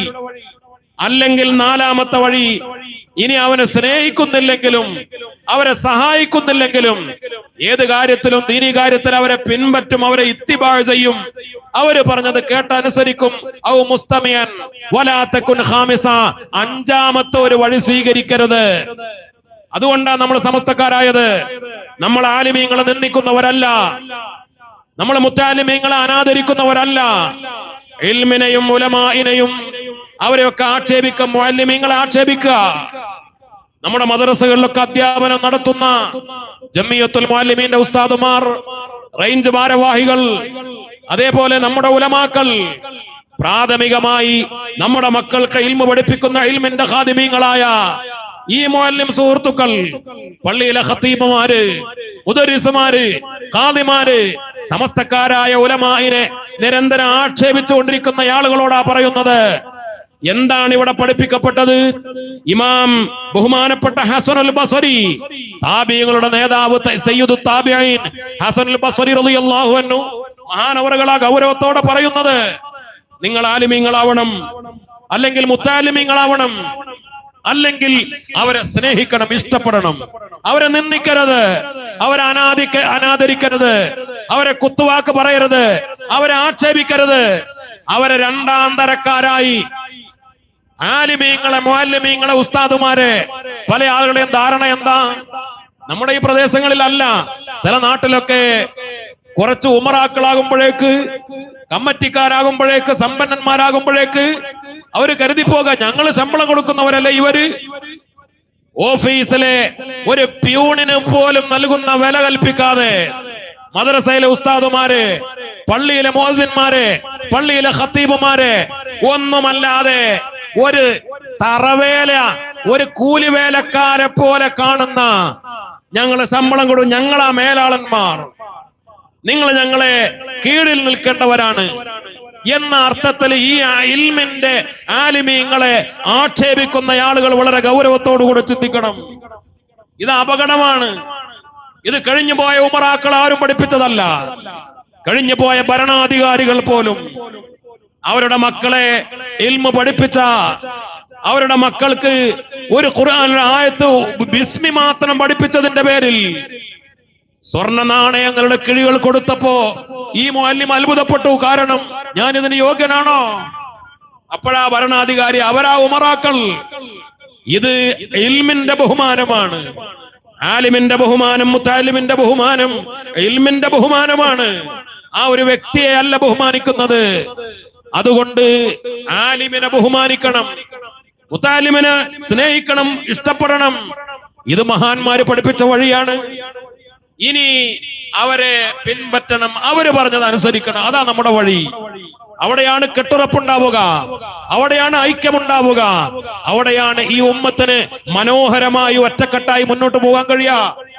അല്ലാതെ കുറെ ആളുകൾ ആലിമീങ്ങളെ ആക്ഷേപിക്കുക, സമസ്തയെ ആക്ഷേപിക്കുക, സമസ്തക്ക് വിലല്ല എന്ന് പറയാ, സമസ്തയുടെ തീരുമാനം അംഗീകരിക്കൂല എന്ന് പറയാ, സമസ്തയിലുള്ള പൊതുജനത്തിന്റെ വിശ്വാസം നഷ്ടപ്പെടുത്താൻ, സമസ്തയെ താറടിച്ചു കാണിക്കുക, സമസ്തയെ അസ്ഥിരപ്പെടുത്തുക, സമസ്തയുടെ ഉസ്താദുമാരെ വ്യക്തിഹത്യ ചെയ്യുക, ഇല്ലാത്ത ആക്ഷേപങ്ങളും നുണക്കഥകളും കെട്ടുകഥകളും സോഷ്യൽ മീഡിയകളിലൂടെ പ്രചരിപ്പിച്ചുകൊണ്ടിരിക്കുക. ഗൗരവത്തോടുകൂടെ നിങ്ങൾ മനസ്സിലാക്കണം.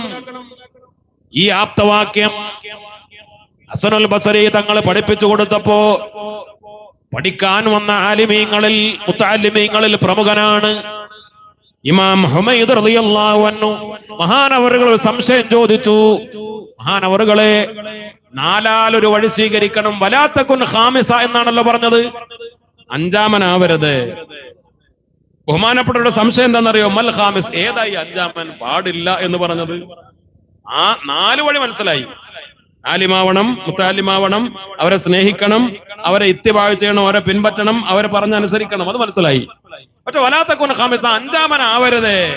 മൽ ഖാമിസ്, ഏതായി അഞ്ചാമൻ ആവാൻ പാടില്ലാത്തവൻ ആരാ? ഹസനുൽ ബസ്രി റളിയല്ലാഹു അൻഹു ഒറ്റ വാക്കിൽ ഉത്തരം പറഞ്ഞു, അൽ മുബ്തദി. അവനാണ് മുബ്തദി, അവനാ ബിദ്അത്തുകാരൻ. അപ്പൊ എന്തായി അർത്ഥം? കുൻ ആലിമൻ, നിങ്ങൾ സുന്നികളാവണം. ഔ മുതഅല്ലിമൻ, നിങ്ങൾ സുന്നികളാവണം. ഔ മുഹിബ്ബൻ, നിങ്ങൾ സുന്നികളാവണം. ഔ മുസ്തമിഅൻ, നിങ്ങൾ സുന്നികളാവണം. വലാ തകുൻ ഖാമിസ വലാ തകുൻ മുബ്തദിഅ, നിങ്ങൾ ബിദ്അത്തുകാരാവരുത്. സുന്നികൾക്ക് ആലിമാവാൻ കഴിയൂ, സുന്നികൾക്ക് മുതഅല്ലിമാവാൻ കഴിയൂ, സുന്നികൾക്ക് ആലിമീങ്ങളെയും മുതഅല്ലിമീങ്ങളെയും സ്നേഹിക്കാൻ ഇഷ്ടപ്പെടാൻ കഴിയൂ, സുന്നികൾക്ക് അവരെ പിൻപറ്റാൻ കഴിയൂ. ബിദ്അത്തുകാർ ആലിമീങ്ങളെ ആക്ഷേപിക്കുന്നവരാണ്. അവർ ആലിമീങ്ങളെ കാണുമ്പോ തന്നെ ദേഷ്യം വരുന്നവരാ, അല്ലേ? ഒരാള് ബിദ്അത്തുകാരനായാൽ, നമ്മുടെ നാടുകളിലൊക്കെ ഒരാള് മുജാഹിദായാൽ, ഒരാള് ജമാഅത്തുകാരനായാൽ, ഒരാള് ബിദ്അത്തുകാരനായാൽ ഓന്റെ ഒന്നാമത്തെ അടയാളം എന്താ? ഈ മൗലവിമാരെ കണ്ട ഭയങ്കര ദേഷ്യം, അല്ലെ? തങ്ങന്മാരെ കണ്ട അതിലേറെ ദേഷ്യം, ഔലിയാക്കളെ കണ്ട ദേഷ്യം. ഇൻഷാ അല്ലാഹ് ഒന്നുകൂടെ മുന്നിലേക്കൊന്ന് കയറിയിരിക്കണം ആവശ്യപ്പെടുന്നുണ്ട്. എന്നിട്ട് മുന്നിലേക്ക് കസേര ഒന്നിട്ട് ഫില്ലാക്കിയിട്ടോളൂ. ഇൻഷാ അല്ലാഹ്. ബിസ്മില്ലാ. എല്ലാവരും ഒന്ന് എഴുന്നേൽക്കും, ഒരു 3 സ്വലാത്ത് ചൊല്ലി മുന്നിലെ കസേരയിലേക്ക് ഒന്ന് വന്നിരിക്കും. ഇൻഷാ അല്ലാഹ്. സല്ലല്ലാഹു അലാ മുഹമ്മദ് സല്ലല്ലാഹു അലൈഹി വസല്ലം. സല്ലല്ലാഹു അലാ മുഹമ്മദ് സല്ലല്ലാഹു അലൈഹി വസല്ലം. അല്ലാഹുമ്മ സ്വല്ലി അലാ മുഹമ്മദ് യാ റബ്ബി സ്വല്ലി അലൈഹി വസല്ലം. ധൈര്യമായിട്ട് മുന്നിലേക്ക് വരും. ഏറ്റവും മുന്നിൽ വരുന്നവർക്ക് ഏറ്റവും കൂടുതൽ കൂലി കിട്ടുക. ഇൻഷാ അല്ലാഹ്. പുറകിൽ നിൽക്കുന്ന ആളുകളൊക്കെ പുറകിലേക്ക് ഒഴിവായ കസേരയിലേക്ക് കയറിയിരിക്കും ചെയ്യാം. ഇൻഷാ അല്ലാഹ്. കുറെ ആളുകൾ അപ്പുറത്തൊക്കെ നിൽക്കുകയാണ്. ഇൻഷാ അല്ലാഹ് എല്ലാവരും കയറിയിരിക്കും. അൽഹംദുലില്ലാഹ്, നല്ല റാഹത്തുള്ള ഒരു മജ്ലിസാണ്. അല്ലാഹു റബ്ബുൽ ഇസ്സത്ത് സംഘാടകർക്കും നമുക്ക് എല്ലാവർക്കും അർഹമായ പ്രതിഫലം നൽകി അനുഗ്രഹിക്കട്ടെ. എന്തേ പറഞ്ഞത്? നിങ്ങൾ ചിന്തിക്കുക, ബിദ്അത്തുകാരനായാൽ അവർക്ക് വെറുപ്പല്ലേ? ശംസുൽ ഉലമയോട് വെറുപ്പ്, കണ്ണിയത്ത് ഉസ്താദിനോട് വെറുപ്പ്, വരക്കല തങ്ങളുപ്പാപ്പയോട് വെറുപ്പ്, മമ്പറം തങ്ങളോട് വെറുപ്പ്, എല്ലാ മഹാന്മാരോടും വെറുപ്പ്, അവരുടെ മഖബറുകളോട് വെറുപ്പ്, ജീവിച്ചിരിക്കുന്ന മഹാന്മാരോട് വെറുപ്പ്. അതുകൊണ്ടല്ലേ ബഹുമാനപ്പെട്ട സയ്യിദുൽ ഉലമ സയ്യിദ് മുഹമ്മദ് ജിഫ്രി മുത്തുക്കോയ തങ്ങൾ, അല്ലാഹു ദീർഘായുസ് കൊടുക്കട്ടെ, ആർക്കാ വെറുപ്പ്? ബിദ്അത്തുകാർക്ക്, ബിദ്അത്ത് ബാധിച്ച ആളുകൾക്ക്. ഇനി സുന്നികളാണ് ഞങ്ങൾ, സമസ്തക്കാരാണ് ഞങ്ങൾ എന്ന് സ്വയം അവകാശപ്പെടുന്ന ആളുകളും സയ്യിദുൽ ഉലമക്കെതിരെ, ഷെയ്ഖുൽ ജാമിയക്കെതിരെ, കൊയ്യോട് ഉസ്താദിനെതിരെ, MT ഉസ്താദിനെതിരെ, സമസ്തയുടെ മുഷാവറ അംഗങ്ങൾക്കെതിരെ വെറുപ്പുൽപാദിപ്പിച്ചുകൊണ്ടിരിക്കുന്ന വെറുപ്പുൽപാദന കേന്ദ്രങ്ങൾ ഞങ്ങളും സമസ്തക്കാരാണ് എന്ന് സ്വയം പറയുകയും, ഞങ്ങൾ ശംസുൽ ഉലമയുടെ വഴിയാണ്, ഞങ്ങൾ കണ്ണിയത്ത് ഉസ്താദിന്റെ വഴിയാ, പക്ഷെ സയ്യിദുൽ ഉലമയുടെ വഴിയല്ല, ഞങ്ങൾ വരക്കല തങ്ങളുപ്പാപ്പാന്റെ വഴിയാണ്, പക്ഷെ ഷെയ്ഖുൽ ജാമിയുടെ വഴിയല്ല എന്ന് പറഞ്ഞ് ഒളിഞ്ഞും തെളിഞ്ഞും മറക്കെ പിന്നിലിരുന്നു. കുത്തുവാക്കുകളിലൂടെ ഈ മഹാന്മാരെ ആക്ഷേപിച്ചുകൊണ്ടിരിക്കുന്ന ആളുകളെ നിങ്ങൾ സ്വയം പരിശോധിക്കണം. നിങ്ങൾക്ക് ബിദ്അത്തിന്റെ മാറാലക്കെട്ട് ബാധിച്ചിരിക്കുന്നു, അല്ലാതെ നിങ്ങൾക്ക് ആലിമീങ്ങളെ വെറുക്കാൻ കഴിയൂല. ബിദ്അത്തിന്റെ വിഷം എവിടെന്നോ നിങ്ങൾക്ക് മെല്ലെ അതിന്റെ ബാധ നിങ്ങൾക്ക് ബാധിച്ചുപോയി, അതാണ് അപകടം. അല്ലെങ്കിൽ നിഷ്കളങ്കമായി, നിർമ്മലമായി, കലവറയില്ലാതെ ഈ മഹാന്മാരായ ഉലമായിനെ നമുക്ക് സ്നേഹിക്കാൻ കഴിയും. കാരണം എന്താ സയ്യിദുൽ ഉലമ ചെയ്ത തെറ്റ്? മഹാനവറുകൾ ശൈഖുനാ ശംസുൽ ഉലമയുടെ ശിഷ്യനായതോ? കേവലം ശിഷ്യനല്ല, മഹാനവറുകൾ ഏത് ദുആ നടത്തുമ്പോഴും പറയാറുണ്ട്, വൈലാ ഹളറത്തി മുറബ്ബിൽ ജലീൽ ശൈഖുനാ ശംസുൽ ഉലമ. എന്റെ മുറബ്ബിയാണ് ശംസുൽ ഉലമ, എന്റെ ശൈഖാണ് ശംസുൽ ഉലമ. കേവലം കിതാബ് ഓതി കൊടുത്ത ഉസ്താദ് മാത്രമല്ല, എന്റെ ആത്മീയ മുറബ്ബിയാണ് റബ്ബേ ശംസുൽ ഉലമ, എന്റെ ശൈഖാണ് റബ്ബേ ശംസുൽ ഉലമ. എല്ലാ ദിവസവും ഏത് ദുആയിലും എത്ര തവണ സയ്യിദുൽ ഉലമ മഹാനായ തങ്ങൾ ഉസ്താദ് ദുആ ചെയ്യാറുണ്ട്. ആ ദുആയിലൊക്കെ റബ്ബിനോടാണ് പറയുന്നത്, റബ്ബേ എന്റെ ശൈഖും മുറബ്ബിയുമാണ് ശൈഖുനാ ശംസുൽ ഉലമ എന്ന്. അതാണോ സയ്യിദുൽ ഉലമ ചെയ്യുന്ന തെറ്റ്? എപ്പോഴും തസ്ബീഹ് മാല കയ്യിലുണ്ടാകുന്നതാണോ തെറ്റ്? ആ പാരമ്പര്യ ആലിമീങ്ങളുടെ ആ തലപ്പാവും ആ വേഷവും ധരിക്കുന്നതാണോ തെറ്റ്? മഹാനവറുകൾ ആയിരക്കണക്കിന് ഉലമാഇന് ദർസ് നടത്തുന്നതാണോ തെറ്റ്? സമസ്തയുടെ പ്രസിഡന്റ് ആയതാണോ തെറ്റ്? മഹാനവറുകളുടെ നെഞ്ചത്ത് കൈവച്ചുകൊണ്ടാണ് മഹാനായ റഈസുൽ മുഹഖഖീൻ ശൈഖുനാ കണ്ണിയത്ത് ഉസ്താദ് ദുആ ചെയ്തത്, ബാറക്കല്ലാഹു ഫീ ഇൽമിക്, നിങ്ങളുടെ ഇൽമിൽ അല്ലാഹു ബറക്കത്ത് ചെയ്യട്ടെ.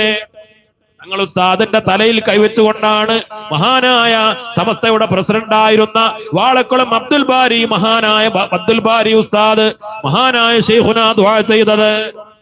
അതിന്റെ ഗുരുത്വവും പൊരുത്തവും കൊണ്ട് ബഹുമാനപ്പെട്ടവർ ഈ ഉമ്മത്തിന്റെ നായകനായി, സമസ്തയുടെ പ്രസിഡന്റായി, സയ്യിദുൽ ഉലമയായി, എവിടെയും സ്വീകാര്യനായി, എവിടെ ചെന്നാലും, ഏത് രാജ്യത്ത് ചെന്നാലും, ഏത് നാട്ടിൽ ചെന്നാലും എല്ലാവരും ബഹുമാനിക്കുന്ന ഒരു ഖബൂലിയത്ത് രാജാതിരാജനായ റബ്ബ് സുബ്ഹാനഹു വ തആല നൽകി.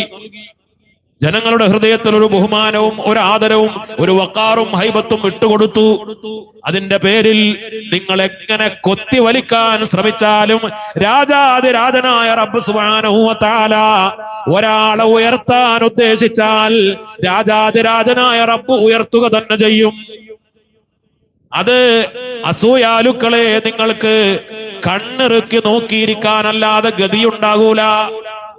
നിങ്ങൾ എത്ര നിന്ദിക്കാനും താറടിക്കാനും ശ്രമിച്ചാലും ഇത് കഴിഞ്ഞു പോയ മഹാന്മാരുടെ ഒക്കെ രീതി ഇങ്ങനെയാണ്. നമുക്ക് അത്ഭുതപ്പെടാനില്ല. ഇതിനേക്കാൾ വലിയ കുത്തുവാക്കുകളും ഇതിനേക്കാൾ വലിയ ആക്ഷേപങ്ങളും കേട്ടുകൊണ്ടാണ് ശംസുൽ ഉലമയുടെ യുഗം അവസാനിച്ചത്, കണ്ണിയത്ത് ഉസ്താദിന്റെ യുഗം അവസാനിച്ചത്. ഇത് വരക്കല തങ്ങളുപ്പാപ്പയും അതിനു മുമ്പ് നമ്മുടെ മുൻഗാമികൾ മമ്പുറം തങ്ങളും വെളിയങ്കോട്ട് ഉമർ ഖാദി തങ്ങളും മഖ്ദൂമി പണ്ഡിതന്മാരും ഈ കഴിഞ്ഞു പോയ ഇമാമുകളൊക്കെ ഇങ്ങനെ കുത്തുവാക്കുകളും ആക്ഷേപങ്ങളും ഒക്കെ ഏറ്റുവാങ്ങിയിട്ട് തന്നെയാണ് ഈ ഉമ്മത്തിന് നേതൃത്വം നൽകിയത്. ഇത് ഹക്കായ വഴിയാണ് എന്നതിന്റെ ഏറ്റവും വലിയ അടയാളങ്ങൾ അതാണ്. നമുക്ക് സന്തോഷിക്കാമല്ലോ മുഅ്മിനീങ്ങളെ, സമസ്തക്കാരെ, SKSSFകാരെ, പ്രത്യേകിച്ച് ഈ ദക്ഷിണ കന്നഡയിലൊക്കെ ഒരുമിച്ച് കൂടുന്ന വളരെ ഇഖ്ലാസോടെ സമസ്തയെ സ്നേഹിക്കുന്ന, സമസ്തയെ ഒരു ആത്മീയ ധാരയായി കാണുന്ന സാധാരണക്കാരെ, നിങ്ങളൊക്കെ ഭാഗ്യവാന്മാരാ. കാരണം ശൈഖുനാ ശംസുൽ ഉലമയെ നമ്മൾ കാണുന്നത് അള്ളാന്റെ വലിയായിട്ടാണ്, ഖുത്ബായിട്ടാണ്, മുജദ്ദിദായിട്ടാണ്. നമ്മൾ കേവലം കണ്ടതല്ല, നമ്മുടെ മുൻഗാമികൾ പഠിപ്പിച്ചു തന്നതാ. സൈനുൽ ഉലമയാണ് പറഞ്ഞത് മഹാനായ ശംസുൽ ഉലമ ഖുത്ബായിരുന്നു എന്ന്. സൈനുൽ ഉലമയാണ് പറഞ്ഞത് നൂറ്റാണ്ടിന്റെ മുജദ്ദിദായിരുന്നു എന്ന്. അങ്ങനത്തെ ശംസുൽ ഉലമയെ സ്നേഹിക്കാൻ മാത്രമേ നമുക്ക് സാധിച്ചിട്ടുള്ളൂ. അതല്ലേ SKSSFകാരുടെയും സമസ്തക്കാരുടെയും പ്രത്യേകത. ഒരു ഘട്ടത്തിലും അവരെ നമുക്ക് വെറുക്കേണ്ടി വന്നിട്ടില്ല, അവർക്കെതിരെ കേസ് കൊടുത്തിട്ടില്ല, അവരെ വേദനിപ്പിച്ചിട്ടില്ല. ശൈഖുനാ കണ്ണിയത്ത് ഉസ്താദിനെ നമുക്ക് സ്നേഹിക്കാനേ കഴിഞ്ഞിട്ടുള്ളൂ. അവരെ വേദനിപ്പിക്കേണ്ടി വന്നിട്ടില്ല അവരുടെ ജീവിത കാലഘട്ടത്തിലും അവരുടെ മരണത്തിന് ശേഷവും. ഒരു കാര്യം തിരിച്ചറിയണം, സയ്യിദുൽ ഉലമയെ വേദനിപ്പിച്ചാൽ ശംസുൽ ഉലമയെ വേദനിപ്പിക്കലാണ്.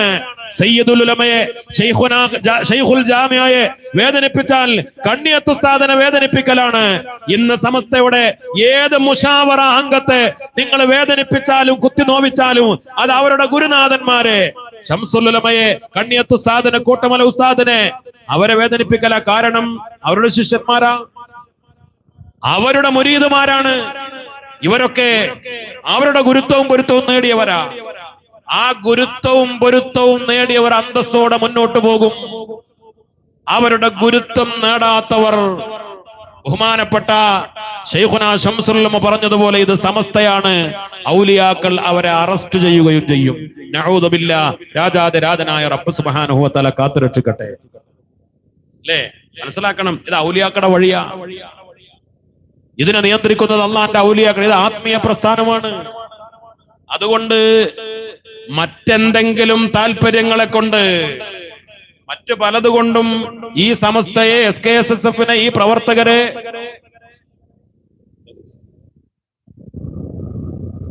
നിങ്ങൾ പുറകിലേക്ക് മാറ്റാൻ ശ്രമിച്ചാൽ താൽക്കാലികമായ വിജയങ്ങൾ മാത്രം ഉണ്ടാവും, അത്രേ പറയുന്നുള്ളൂ. അല്ലേ? ഇപ്പോ വ്യാപകമാണ് പലയിടത്തും ഒരു ആദർശ സമ്മേളനം തീരുമാനിച്ചാൽ അത് മുടക്കാനുള്ള വഴി,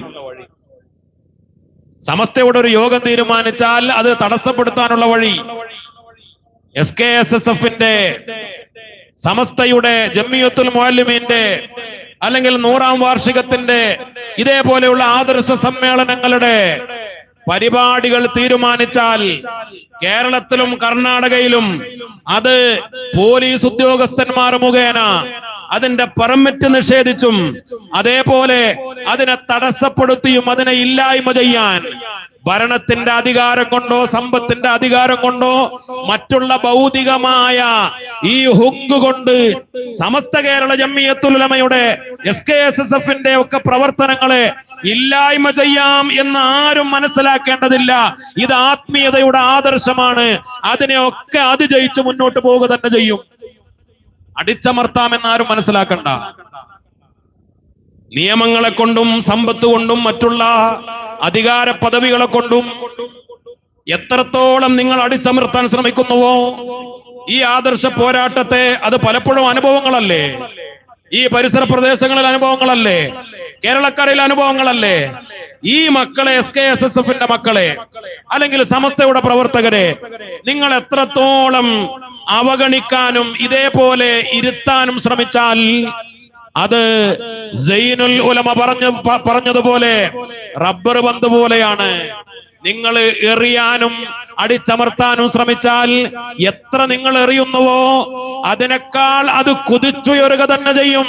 അതാണ് ഇൻഷാ അല്ലാഹ് ഇനിയുള്ള നാളുകളിൽ നിങ്ങളൊക്കെ കാണാൻ പോകുന്നത്. പല ആളുകൾ ഇപ്പൊ സ്വപ്നം കണ്ട് നടക്കാണ്, 100ാം വാർഷികം നടക്കൂല, തഹിയ ഫണ്ട് വിജയിക്കൂല, അല്ലേ, SKSSF-ന്റെ ജാരിയ ഫണ്ട് വിജയിക്കൂല എന്ന് പറഞ്ഞ് വെല്ലുവിളി നടത്തിയ ആളുകള്, SKSSF-ന്റെ മക്കളാ ജാരിയ പ്രഖ്യാപിച്ചത്.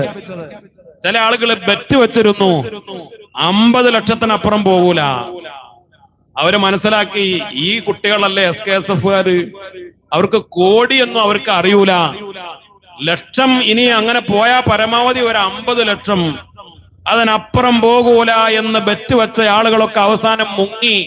കാരണം അത് 50 ലക്ഷമല്ല, 1 കോടിയല്ല, കോടികൾ അങ്ങനെ പടി കയറി 10 കോടിയിലാണ് SKSSF-ന്റെ ജാരിയ ഫണ്ട് സമാപിച്ചത്.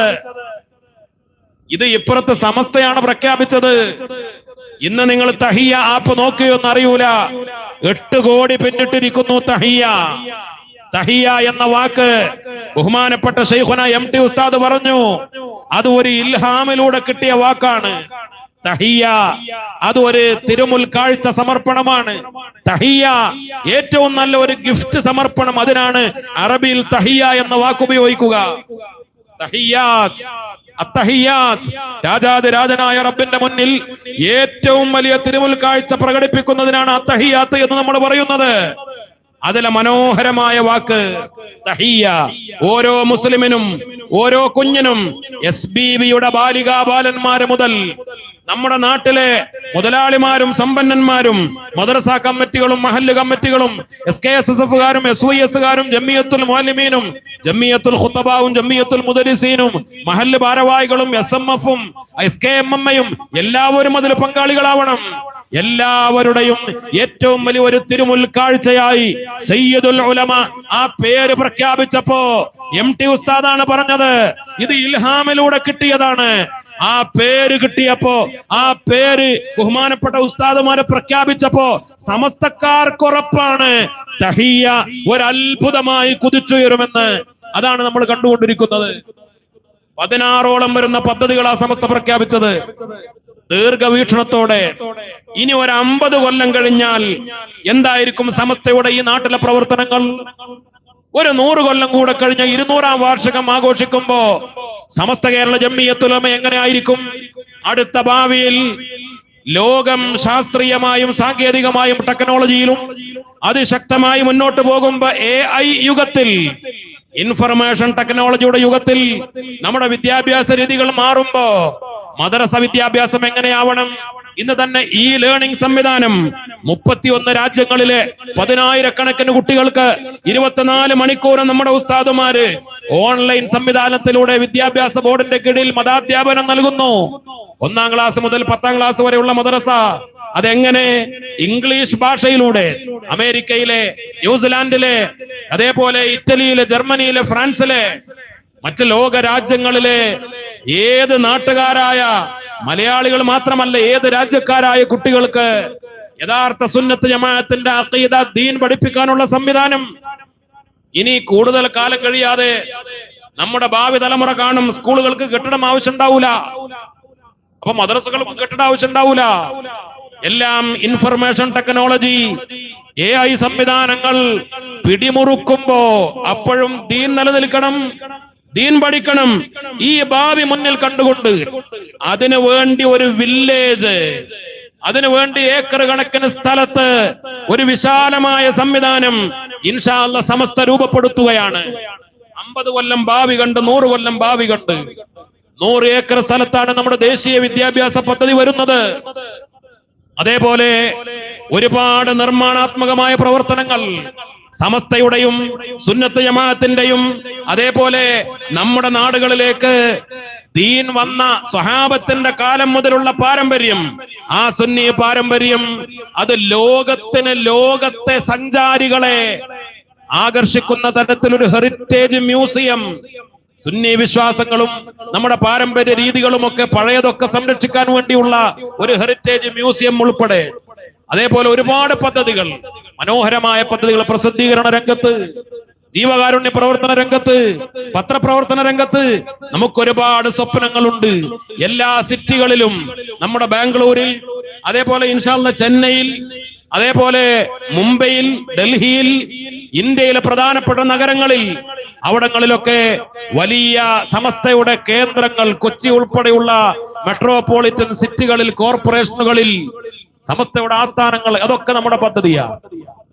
ഈ തഹിയ ആപ്പിലൂടെ കോടിക്കണക്കിന് രൂപ സമസ്ത നമ്മളോട് ആവശ്യപ്പെടുന്നത് കേവലം ഒരു സമ്മേളനം നടത്താൻ വേണ്ടി മാത്രമല്ല. ചില ആളുകളൊക്കെ ചോദിക്കും, എന്തിനാ സമ്മേളനം, എന്തിനാണ് ഇങ്ങനെ ലക്ഷങ്ങളും കോടികളും പൊട്ടിച്ച് സമ്മേളനം നടത്തുന്നത്? സമ്മേളനത്തിൻ്റെതായ ഇസ്സത്തുണ്ട്. സമ്മേളനങ്ങളാണ് സമസ്തയുടെ ചരിത്രം. സമസ്തയുടെ ആദ്യത്തെ 30 കൊല്ലം 1926 മുതൽ ഏറെക്കുറെ 56 വരെയുള്ള ആ ഒരു 30 കൊല്ലം സമ്മേളനങ്ങളാണ്, സംവാദങ്ങളാണ്, വെല്ലുവിളികളാണ്, ആശയ പോരാട്ടങ്ങളാണ്, ആദർശ സമ്മേളനങ്ങളാണ്. അത് മാത്രമേ ഉണ്ടായിരുന്നുള്ളൂ. പിന്നെയാണ് മദ്രസകൾ വരുന്നത്, പിന്നെയാണ് ജാമിയ പോലെയുള്ള കലാലയങ്ങൾ വരുന്നത്, പിന്നെയാണ് മറ്റുള്ള സംരംഭങ്ങൾ വരുന്നത്. സമസ്ത നിലനിന്നത്, സമസ്തയുടെ ചരിത്രം സമ്മേളനങ്ങളുടെ ചരിത്രമാണ്.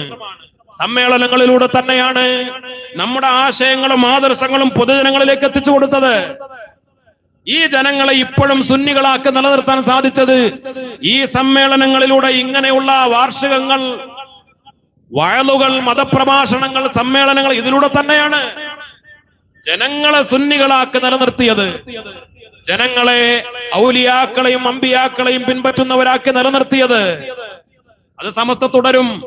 അതൊക്കെ എന്ത് യുക്തിവാദം പറഞ്ഞാലും അല്ലേ, ചില ആളുകൾ ഇങ്ങനെ നമുക്ക് ഉപദേശം തരാൻ വരിക, ഈ ലക്ഷക്കണക്കിന് ഉറുപ്പ്യ അല്ലെങ്കിൽ കോടിക്കണക്കിന് ഉറുപ്പ്യ ഉണ്ടായാൽ ഒറ്റ സമ്മേളനം കുണിയയിൽ, വരക്കൽ മുല്ലക്കോയത്തങ്ങൾ നഗരിയിൽ ഈ വരുന്ന ഫെബ്രുവരി 4 മുതൽ 8 വരെ നടക്കുന്ന ആ സമ്മേളനത്തോടനുബന്ധിച്ച് തങ്ങൾ ഉസ്താദിന്റെ ശതാബ്ദി സന്ദേശ യാത്ര, ഇങ്ങനെ ഇതിനൊക്കെ കൂടെ ചെലവഴിക്കുന്ന പൈസ ഉണ്ടെങ്കിൽ ഒരു യൂണിവേഴ്സിറ്റി ഉണ്ടാക്കിക്കൂടെ എന്നാ അല്ലേ?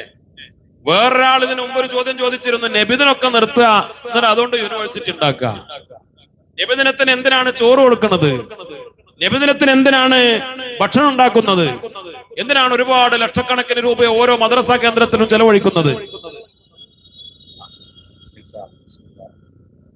കബൂലാക്കട്ടെ ഇൻഷാ അല്ലാഹ്. നമ്മുടെ പ്രവർത്തകര് ബക്കറ്റുമായി കടന്നു വരാണ് ഇൻഷാ അല്ലാഹ്. ബിസ്മില്ലാഹിർ റഹ്മാനിർ റഹീം. അല്ലാഹു സുബ്ഹാനഹു വ തആല അല്ലാഹു റബ്ബുൽ ഇസ്സത്ത് നമ്മുടെ സ്വതഖ സ്വീകരിക്കട്ടെ. നല്ല നിയ്യത്തോടുകൂടെ നമ്മുടെ മഹാന്മാരുടെ, ഇമാമിങ്ങളുടെ, മശായിഖന്മാരുടെ, ശംസുൽ ഉലമയുടെ, കണ്ണിയത്ത് ഉസ്താദിന്റെ, സമസ്തയുടെ നേതാക്കളുടെ ഒക്കെ മഹത്വം പറയുന്ന ഒരു ശ്രേഷ്ഠമായ മജ്ലിസാണ് ഇൻഷാ അല്ലാഹ്. കൂടുതൽ താമസിയാതെ 10 മണിക്ക് മുമ്പായി തന്നെ ദുആയോടുകൂടെ നമുക്ക് അവസാനിപ്പിക്കേണ്ടതുണ്ട്. മുഅ്മിനീങ്ങളെ എല്ലാവരും നല്ലൊരു സ്വതക്ക നൽകണം എന്ന് സാന്ദർഭികമായി ഓർമ്മപ്പെടുത്തുകയാണ്. മാത്രമല്ല ഇവിടെ വലിയൊരു സന്തോഷമുള്ള കാര്യം, എല്ലാ വർഷവും ഇവിടെ വാർഷികം നടക്കുന്നു. SKSSF-ന്റെ വാർഷികം, മജ്‌ലിസുന്നൂറിന്റെ വാർഷികം. ഇതൊരു യൂണിറ്റ് സംഘടിപ്പിക്കുന്ന തരത്തിലല്ല. ഈ വലിയ പന്തലൊരുക്കി അതിൽ കസേരകളിട്ട് അതിലൊക്കെ ആളുകൾ നിറഞ്ഞ് സഹോദരിമാരും നമ്മുടെ നാട്ടിലെ കുട്ടികളും യുവാക്കളും ചെറുപ്പക്കാരും ഒക്കെ പ്രായമുള്ളവരും ഉസ്താദുമാരൊക്കെ അണിനിരന്ന ഒരു സദസ്സ്. സത്യത്തില് നേരത്തെ തുടങ്ങിയതാണ്, മഗ്‌രിബിന് മുമ്പ് തന്നെ തുടങ്ങി, അസറിന് ശേഷം തുടങ്ങിയ ഒരു പരിപാടി. ഒരു പൊതു പതിവനുസരിച്ച് ഇങ്ങനെ അവസാനിക്കുമ്പോഴേക്ക് ഇങ്ങനെ കസേരകൾ കാലിയായി പോകലാ പതിവ്. പക്ഷെ അതൊന്നുമില്ലാതെ നിറഞ്ഞ ഒരു സദസ്സ് ഇപ്പോഴും ഇൻഷാ അല്ലാഹ് സമാപന ദുആക്ക് വേണ്ടി കാത്തിരിക്കുകയാണ്. നമുക്കൊറ്റ ലക്ഷ്യമേ ഉള്ളൂ, റബ്ബിനോട് ദുആ ചെയ്യണം. അൽഹംദുലില്ലാ, ഇതൊക്കെ വലിയൊരു സൽക്കർമ്മമാണ്. അതുകൊണ്ട് നിങ്ങളുടെ സദഖ ഉണ്ടാവണം, ഓരോരുത്തരുടെയും സദഖ ഉണ്ടാവണം. ഇവിടെ ഒരു പതിവ് നമ്മുടെ പ്രവർത്തകരെ സൂചിപ്പിച്ചു, അടുത്ത വർഷത്തേക്ക് ഇൻഷാ അല്ലാഹ് ഈ വർഷത്തെ കാര്യങ്ങൾ ഇങ്ങനെ കഴിഞ്ഞു പോകും. ഇന്ന് ദുആയോടുകൂടെ നമ്മുടെ വാർഷികം കഴിഞ്ഞു പോകും. അടുത്ത വാർഷികത്തിന് നേരത്തെ തന്നെ അതിന് സദഖ വാഗ്ദാനം ചെയ്യുക. അസ്ഹാബുൽ ബദറിന്റെ പേരിൽ, ബദരീങ്ങളുടെ പേരിൽ ഇൻഷാ അല്ലാഹ് രാജാതിരാജനായ റബ്ബ് സുബ്ഹാനഹു വ തആല തൗഫീഖ് നൽകി അനുഗ്രഹിക്കട്ടെ. ഇതിലൊക്കെ എന്തെങ്കിലും മിച്ചം കിട്ടുമ്പോ, കഴിഞ്ഞ ഏറെക്കുറെ 5-10 വർഷമായി ഒരുപാട് റിലീഫ് സംവിധാനങ്ങൾ നമ്മുടെ കുട്ടികൾ നടത്തി വരുന്നു. SKSF-ന്റെ യൂണിറ്റ് കമ്മിറ്റി നമ്മുടെ നാട്ടിലെ പാവപ്പെട്ട പെൺകുട്ടികളുടെ വിവാഹം ഉണ്ടാകുമ്പോ അതിന് 50,000, 25,000, ചിലപ്പോ അതിൽ കൂടുതലൊക്കെ സഹായിക്കുന്ന വലിയ ചെറിയ ഒരു പേരിനുള്ള ഒരു സ്വതക്കയല്ല, ആ ഒരു കുടുംബത്തിന് വലിയ ആശ്വാസം കിട്ടുന്ന നല്ല സഹായമാണ് SKSF കമ്മിറ്റി നൽകിക്കൊണ്ടിരിക്കുന്നത്. രോഗികളായ ആളുകളെ സഹായിക്കുന്ന പദ്ധതി, അങ്ങനെയുള്ള ജീവകാരുണ്യ പ്രവർത്തനങ്ങൾ, അതിനുവേണ്ടി ലക്ഷക്കണക്കിന് രൂപ ഈ കഴിഞ്ഞ വർഷങ്ങളിൽ നമ്മുടെ യൂണിറ്റ് കമ്മിറ്റിക്ക് ചെയ്യാനായി സാധിച്ചിട്ടുണ്ട്. രാജാതിരാജനായ റബ്ബ് സുബ്ഹാനഹു വ തആല തൗഫീഖ് നൽകി അനുഗ്രഹിക്കട്ടെ. അവരധ്വാനിക്കും. നമ്മുടെ യുവ പണ്ഡിതന്മാരുണ്ട്, ധാരാളം യുവാക്കളുണ്ട്, വിദ്യാർത്ഥികളുണ്ട്, ചെറുപ്പക്കാരുണ്ട്. അവര് പോസ്റ്റർ ഒട്ടിക്കാനും ബാനർ കെട്ടാനും ഫ്ലക്സ് കെട്ടാനും അനൗൺസ്മെന്റ് ചെയ്യാനും എത്രയോ ദിവസങ്ങളായി ഇതിനു വേണ്ടി ഓടി നടക്കുന്ന പ്രവർത്തകരുണ്ട്. അവരൊരുപാട് അധ്വാനിച്ചു. അള്ളാഹു കബൂൽ ചെയ്യട്ടെ. നമുക്ക് ചെയ്യാനുള്ളത് എന്താ? അവർ വിളിച്ചപ്പോ ഇവിടെ വന്നു. ഇൻഷാ അല്ലാഹ് അവർ അധ്വാനിക്കട്ടെ, അവർ പ്രവർത്തിക്കട്ടെ. നമ്മെ കൊണ്ട് കഴിയുന്ന ഒരു സദഖ മക്കളെ ഇൻഷാ അല്ലാഹ് ബദരീങ്ങളുടെ പേരിൽ, ശൈഖുനാ ശംസുൽ ഉലമയുടെ പേരിൽ, കണ്ണിയത്ത് ഉസ്താദിന്റെ പേരിൽ, വരക്രതങ്ങൾ ഉപ്പാപ്പയുടെ പേരിൽ ഈ മജ്‌ലിസിലേക്ക് ഇൻഷാ അല്ലാഹ് ഒരു സദഖ, കാര്യമായ ഒരു സദഖ നിങ്ങൾ ദുആക്ക് മുമ്പ് പറയണം. അല്ലാഹു റബ്ബുൽ ഇസ്സത്ത് കബൂൽ ചെയ്യട്ടെ. അർഹമായ പ്രതിഫലം എല്ലാവർക്കും വേണ്ടി നമുക്ക് ദുആ ചെയ്യാം. ഒരുപാട് സൽക്കർമ്മങ്ങൾ നടത്തി, ഒരുപാട് മഹാന്മാർ ഇവിടെ പങ്കെടുത്ത്, ഇവിടെ ബദരീങ്ങളെ സാക്ഷിയാക്കി ഉള്ള ദുആയാണ് ഈ ശ്രേഷ്ഠമായ ദിവസം നമ്മൾ നടത്താൻ പോകുന്നത്. പരിശുദ്ധമാക്കപ്പെട്ട ജമാഅത്തുൽ ഊലയിലേക്ക് പ്രവേശിച്ചു. ബഹുമാനപ്പെട്ട ഷേഖ് റിഫായി ഖദ്ദസല്ലാഹു സിർറഹുൽ അസീസ് സുൽത്താനുൽ ആരിഫീൻ അഹ്മദുൽ കബീർ റിഫായി ഖദ്ദസല്ലാഹു സിർറഹുൽ അസീസ് തങ്ങളുടെ ആണ്ടും അനുസ്മരണവും ഒക്കെ നടക്കുന്ന മാസമാണ്. ബഹുമാനപ്പെട്ട ശൈഖുനാ സൈനുൽ ഉലമാ ചെറുശ്ശേരി ഉസ്താദ് ഉൾപ്പെടെയുള്ള മഹാന്മാരുടെ ആണ്ട് നടക്കുന്ന മാസമാണ്. ഇൻഷാ അല്ലാഹ് ശ്രേഷ്ഠമായ ജമാഅത്തുൽ ഊല നമുക്ക് ഈ മജ്‌ലിസ് ദുആക്ക് വേണ്ടി ഉപയോഗപ്പെടുത്തണം. പ്രഭാഷണങ്ങളോ മറ്റുള്ള കാര്യങ്ങളോ ഒന്നുമല്ല വലുത്, ഇതൊക്കെ ചെയ്തുകൊണ്ടുള്ള ദുആയാണ് ഏറ്റവും വലുത്. ആ ദുആക്ക് നിങ്ങളുടെ സദഖകൾ ഉണ്ടാവണം, നിങ്ങളുടെ സഹായങ്ങൾ ഉണ്ടാവണം, നിങ്ങളുടെ വാഗ്ദാനങ്ങൾ ഉണ്ടാവണം. ഇൻഷാ അല്ലാഹ് അതിനു വേണ്ടി കൂടുതൽ സമയം ചെലവഴിക്കാതെ എല്ലാ കാര്യവും നമുക്ക് ഉൾപ്പെടുത്തി ദുആ ചെയ്യാം. പടച്ച റബ്ബ് നൽകിയ സമ്പത്ത് അൽഹംദുലില്ലാഹ് മഹാന്മാരുടെ വഴിയിൽ, സുന്നത്ത് ജമാഅത്തിന്റെ വഴിയിൽ, സമസ്തയുടെ വഴിയിൽ, ബദരീങ്ങളുടെ പേരിൽ ഈ സദസ്സിലേക്ക് ഏൽപ്പിച്ചാൽ ഇൻഷാ അല്ലാഹ് ഒരുപാട് കാര്യങ്ങൾ, അത് ഇൽമിന്റെ വഴിയാണ്, ദഅവത്തിന്റെ വഴിയാണ്, ആത്മീയതയുടെ വഴിയാണ്, ഔലിയാക്കളുടെ വഴിയാണ്, മഹാന്മാരുടെ വഴിയാണ്, സമസ്തയുടെ വഴിയാണ്. പിന്നെ അതിൽ എന്തെങ്കിലും മിച്ചമുണ്ടായാലോ ഏറ്റവും അർഹതയുള്ള പാവപ്പെട്ട കുടുംബങ്ങളിലേക്ക്, വളരെ അർഹരായ പാവപ്പെട്ട രോഗികളിലേക്ക്. അതുകൊണ്ട് തന്നെ ഈ സദസ്സിൽ നിങ്ങൾ ചെയ്ത സ്വതക്കകളും ഇനി പറയാൻ പോകുന്നതും വാഗ്ദാനം ചെയ്യുന്നതും എല്ലാം ഏറ്റവും വിലപ്പെട്ടതാണ്. അല്ലാഹു റബ്ബുൽ ഇസ്സത്ത് കബൂൽ ചെയ്യട്ടെ, അർഹമായ പ്രതിഫലം നൽകി അനുഗ്രഹിക്കട്ടെ. ഇൻഷാ അല്ലാഹ് എല്ലാവർക്കും വേണ്ടി ദുആ ചെയ്യാം. പ്രിയമുള്ളവരെ, ഞാൻ പറഞ്ഞു വന്നത് ബഹുമാനപ്പെട്ട സമസ്ത കേരള ജംഇയ്യത്തുൽ ഉലമ ഈ മഹത്തായ പ്രസ്ഥാനം, ആ പ്രസ്ഥാനത്തിന്റെ സംവിധാനങ്ങൾ, ആ പ്രസ്ഥാനത്തിന്റെ ഉയർച്ച വളർച്ച, ഈ പ്രസ്ഥാനത്തിനും ഈ പ്രസ്ഥാനത്തിന്റെ നേതാക്കൾക്കും സംവിധാനങ്ങൾക്കും അല്ലാഹു റബ്ബുൽ ഇസ്സത്ത് നൽകിയ ഈ ഒരു ഖബൂലിയത്ത്, ഈ ഒരു ഉയർച്ച, അത് വെറുതെ ഉണ്ടായതല്ല. ഹക്കായ വഴിയിൽ ഒരു പ്രസ്ഥാനം നിലനിൽക്കുമ്പോൾ റബ്ബിന്റെ സഹായം ഉണ്ടാകും.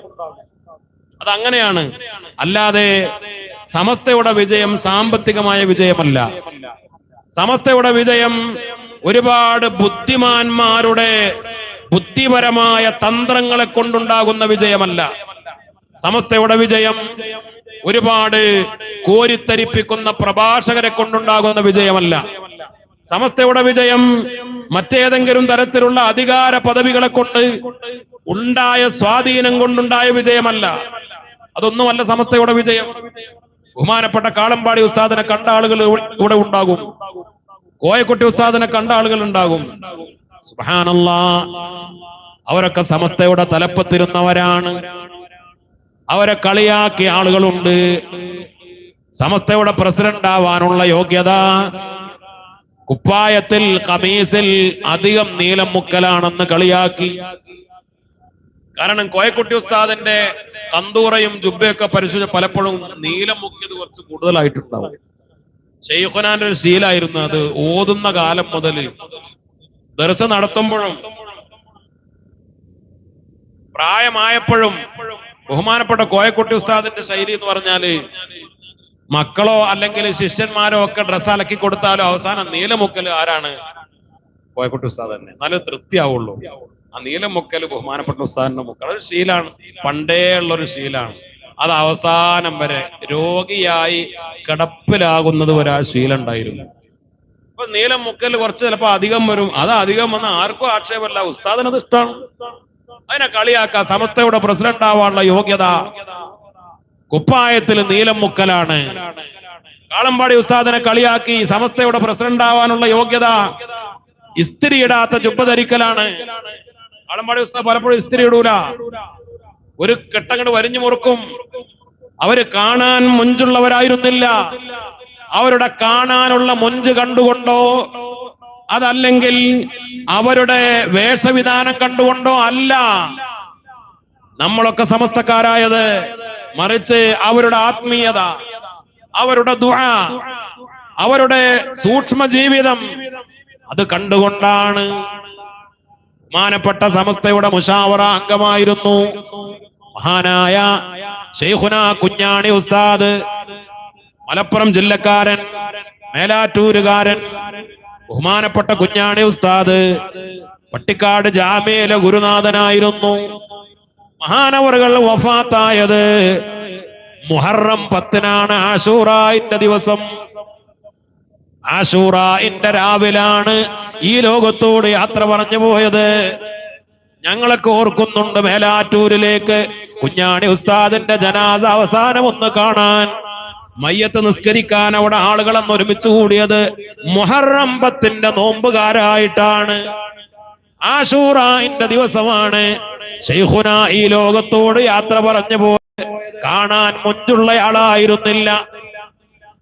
ആരാരും അറിയപ്പെടാൻ ആഗ്രഹിക്കാതെ വളരെ നിഷ്കളങ്കനായ ഇബാദത്ത് ചെയ്തു പോയി ജീവിച്ചു പോയ മഹാനവറുകൾ വഫാത്തായതിനു ശേഷമാണ് അവിടുത്തെ ഡയറി കുറിപ്പുകൾ മക്കളും ശിഷ്യന്മാരും ഒക്കെ കാണുന്നത്.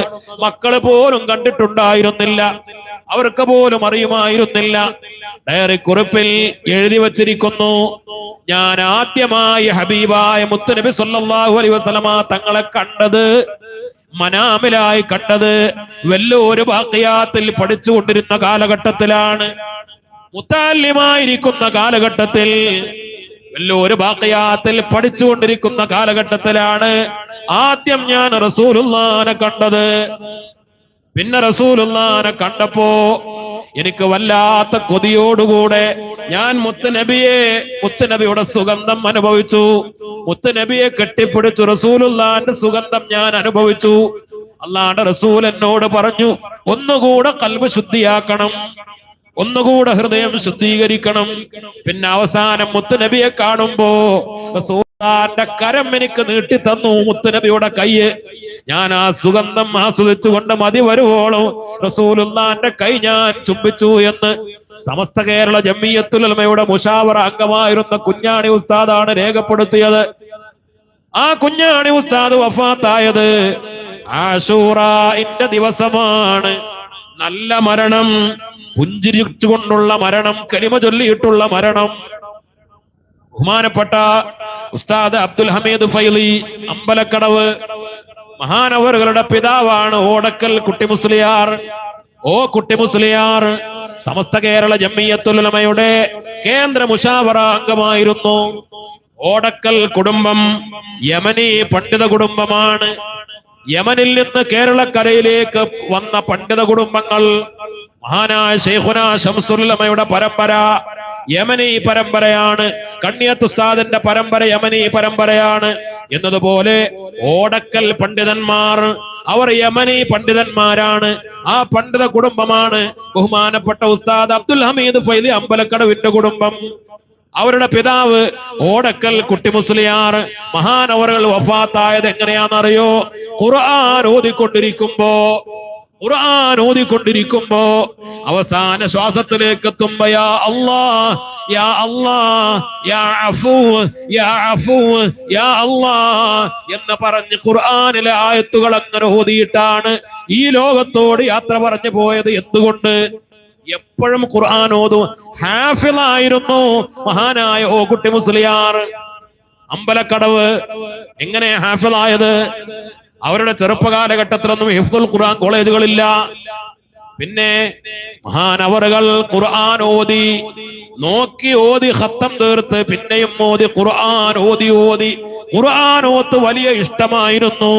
അങ്ങനെ ഖുർആൻ ഓതി ഒഴിവ് വേളകളിലൊക്കെ ഖുർആൻ ഓത്ത് ഏറ്റവും വലിയ ഹരമായിരുന്നു. അതായിരുന്നു ഹോബി. അങ്ങനെ ഓതി ഖുർആൻ മനപ്പാടമായി അങ്ങനെ ഹാഫിളായതാണ്. ആശുപത്രി കിടക്കയിൽ കിടക്കുമ്പോഴും ഖുർആൻ ഓതി. അവസാന ദിവസവും അങ്ങനെ ഖുർആൻ ഓതി അങ്ങനെ വഫാത്തായി പോയി. അള്ളാഹു ദറജ ഉയർത്തി കൊടുക്കട്ടെ. മക്കള് പറയാറുണ്ട്, ഹമീദ് ഫൈലിയും അവരുടെ അനുജന്മാരും ഒക്കെ പറയാറുണ്ട്, ഉപ്പ ജോലി ചെയ്യുമ്പോ കോട്ടയത്ത് ജോലി ചെയ്തിട്ടുണ്ട്, ഈരാറ്റുപേട്ടയിൽ ജോലി ചെയ്തിട്ടുണ്ട്. ചിലപ്പോ 2 ആഴ്ച കഴിഞ്ഞ് 3 ആഴ്ച കഴിഞ്ഞൊക്കെ നാട്ടിലേക്ക് വരുമ്പോ ഉപ്പ വരുമ്പോ ഞങ്ങൾക്ക് അറിയാം, ദൂരെ നിന്ന് കേൾക്ക ഖുർആൻ ഓതുന്ന ശബ്ദം. ഉപ്പ വരുന്നു എന്ന് ഞങ്ങൾ മക്കള് തിരിച്ചറിയും. കാരണം വഴിയിലൂടെ നടന്നു വരുമ്പോഴും ഖുർആൻ ഓതിക്കൊണ്ടിരിക്കുകയായിരിക്കും. ഇങ്ങനെയുള്ള മഹാന്മാരാണ് വരക്കല തങ്ങളുപ്പാപ്പ മുതൽ വാളക്കൽ അബ്ദുൽ ബാരി മുസ്ലിയാർ, പാങ്ങൽ അഹമ്മദ് കുട്ടി മുസ്ലിയാർ, ഖുത്ബി തങ്ങൾ മുതൽ ആ പഴയ കാലക്കാര് മാത്രമല്ല, ശൈഖുനാ ശംസുൽ ഉലമയും കണ്ണിയത്ത് ഉസ്താദും അവര് മാത്രമല്ല, അവർക്ക് ശേഷം വന്ന ഈ മഹാന്മാരൊക്കെ ഈ അടുത്ത കാലഘട്ടത്തിലും സമസ്തക്ക് നേതൃത്വം നൽകി മൺമറഞ്ഞു പോയ മാണിയൂർ ഉസ്താദിനെ പോലെ ഇങ്ങനെയുള്ള സൂഫികൾ, ഔലിയാക്കൾ, സ്വാലിഹീങ്ങൾ ഇപ്പൊ ജീവിച്ചിരിക്കുന്ന ആളുകളെ പലരും ആക്ഷേപിക്കുന്നുണ്ടല്ലോ. നിങ്ങൾ വിരൽ കടിക്കേണ്ടി വരും, നിങ്ങൾ ഖേദിക്കേണ്ടി വരും. കാരണം ഇവരെയൊക്കെ നിങ്ങൾ ഇനി തിരിച്ചറിയുക, അവരൊക്കെ മരിച്ചു പോയതിനു ശേഷമാണ്. നിങ്ങൾ ആക്ഷേപിച്ചോളൂ ഔലിയാക്കളെ, നിങ്ങൾ ആക്ഷേപിച്ചോളൂ സ്വാലിഹീങ്ങളെ. ഇങ്ങനെയുള്ള മഹാരഥന്മാർ മറ്റ് യാതൊരു താല്പര്യവുമില്ലാതെ അവരെ പ്രസ്ഥാനത്തിന് വേണ്ടി നേതൃത്വം നൽകുന്നു. എന്തിന്? ഈ ഉമ്മത്തിന്റെ ഈമാൻ സംരക്ഷിക്കാൻ. നമുക്കും അത് മാത്രമല്ലേ ലക്ഷ്യമുള്ളൂ. നമ്മൾ സമസ്തക്കാരാവാൻ ആവേശം കൊള്ളുമ്പോ നമുക്ക് നേരായ വഴിയിൽ, സിറാത്തുൽ മുസ്തഖീമിന്റെ വഴിയിൽ, നമുക്ക് ആ മഹാന്മാരുടെ വഴിയിൽ ജീവിച്ച് നല്ല നിലക്ക് ഇതേപോലെ അവരെ പോലെ കഴിഞ്ഞില്ലെങ്കിൽ പോലും ഹുസ്നുൽ ഖാത്തിമത്തോടെ, സൂൽ ഖാത്തിമത്തില്ലാതെ അവസാനം നന്നായി നമുക്ക് മരിച്ചു പോകാൻ കഴിയണം. രാജാതിരാജനായ റബ്ബ് സുബ്ഹാനഹു വ തആല നമുക്ക് തൗഫീഖ് നൽകി അനുഗ്രഹിക്കട്ടെ. അൽഹംദുലില്ലാഹ്. ആരാണത് തന്നത്? ജലീൽ അർഷദി എന്ന് പറയുന്ന നമ്മുടെ പ്രിയപ്പെട്ട സഹോദരൻ 7786 രൂപ അടുത്ത വർഷത്തെ മജ്ലിസുൻ നൂറിലേക്ക്. അൽഹംദുലില്ലാഹ്. ഖുലൂ തക്ബീർ. അല്ലാഹുവേ നീ കബൂലാക്കണേ റഹ്മാനെ. ബസ്മലത്തിന്റെ എണ്ണം സ്നേഹിച്ച് 7786 രൂപ അടുത്ത വർഷം. അൽഹംദുലില്ലാഹ്. നേരത്തെ തന്നെ തീരുമാനിച്ച് വാഗ്ദാനം ചെയ്താൽ നമുക്ക് അങ്ങനെ മെല്ലെ മെല്ലെ സ്വരുക്കൂട്ടി ആ സംഖ്യ അതൊരു വലിയ നിയമത്തല്ലേ, അടുത്ത കൊല്ലാണ്.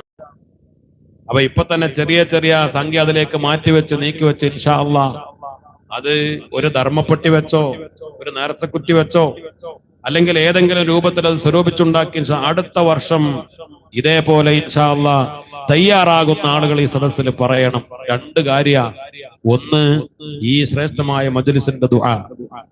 ഇൻഷാ അള്ളാ ഒരു വർഷം ഈ അമല് നീണ്ടു നിൽക്കുകയാണ്. നമ്മൾ വാഗ്ദാനം ചെയ്ത ആ ഒരു അമൽ വാഗ്ദാനം ചെയ്താൽ പരമാവധി വേഗം കൊടുക്കണം. പക്ഷെ നമുക്ക് അടുത്ത വർഷത്തേക്കാണല്ലോ, അങ്ങനെ കൊടുക്കേണ്ട കാര്യമില്ല, അടുത്ത വർഷത്തേക്കാണ് ഇൻഷാ അള്ളാഹ്.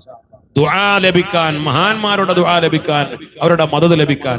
ഇങ്ങനെ തന്നെയാണ് ബഹുമാനപ്പെട്ട ദീൻ സുന്നത്ത് ജമാഅത്ത് നിലനിന്നത്. ഇൻഷാ അള്ളാഹ് സഹോദരങ്ങളെ, സഹോദരിമാരെ, ആരെങ്കിലും പറയാൻ ആഗ്രഹിക്കുന്നവരിൽ വേഗം പറയണം. ഒരു 5000 അല്ലെങ്കിൽ ഒരു 3313 അല്ലെങ്കിൽ ഇതേപോലെ 7786 അല്ലെങ്കിൽ ഒരു 1001 എങ്ങനെയാണോ ഇൻഷാ അള്ളാഹ് നമുക്ക് ഒരുപാട് കാര്യങ്ങൾ റബ്ബിനോട് ദുആ ചെയ്യാൻ. ദുആയാണ് ഏറ്റവും പരിഹാരം. ഏത് കാര്യത്തിനും ദുആ മാത്രമാണ്, ദുആയാണ് പരിഹാരം.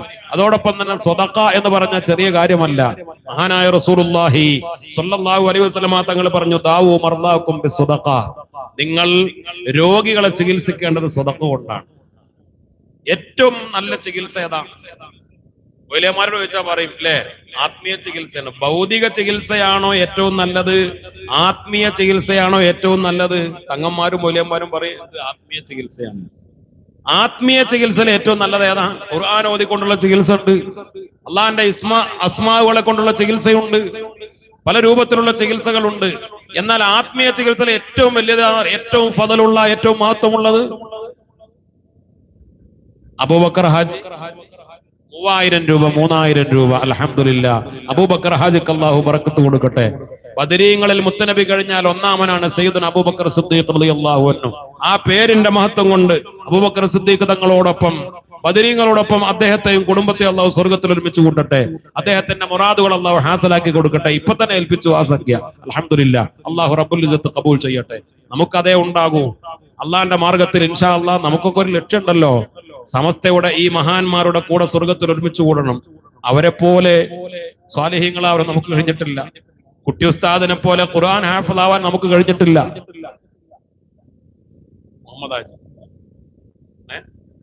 മമ്മാലി ഹാജി മരിച്ചവർക്ക് കൊണ്ട് ദുആ ചെയ്യാൻ വേണ്ടി 2000 രൂപ. അൽഹംദുലില്ലാഹ്, അല്ലാഹു റബ്ബുൽ ഇസ്സത്ത് ഖബൂൽ ചെയ്യട്ടെ. റബ്ബേ, ഈ ശ്രേഷ്ഠമായ മജ്‌ലിസിൽ നിന്ന് അദ്ദേഹത്തിന്റെ കുടുംബത്തിൽ നിന്ന് മരണപ്പെട്ടു പോയ ഖബറാളികളിലേക്ക് നീ എത്തിച്ചു കൊടുക്കണേ റഹ്മാനെ, സ്വീകരിക്കണേ റബ്ബേ, അർഹമായ പ്രതിഫലം നൽകണേ റബ്ബേ.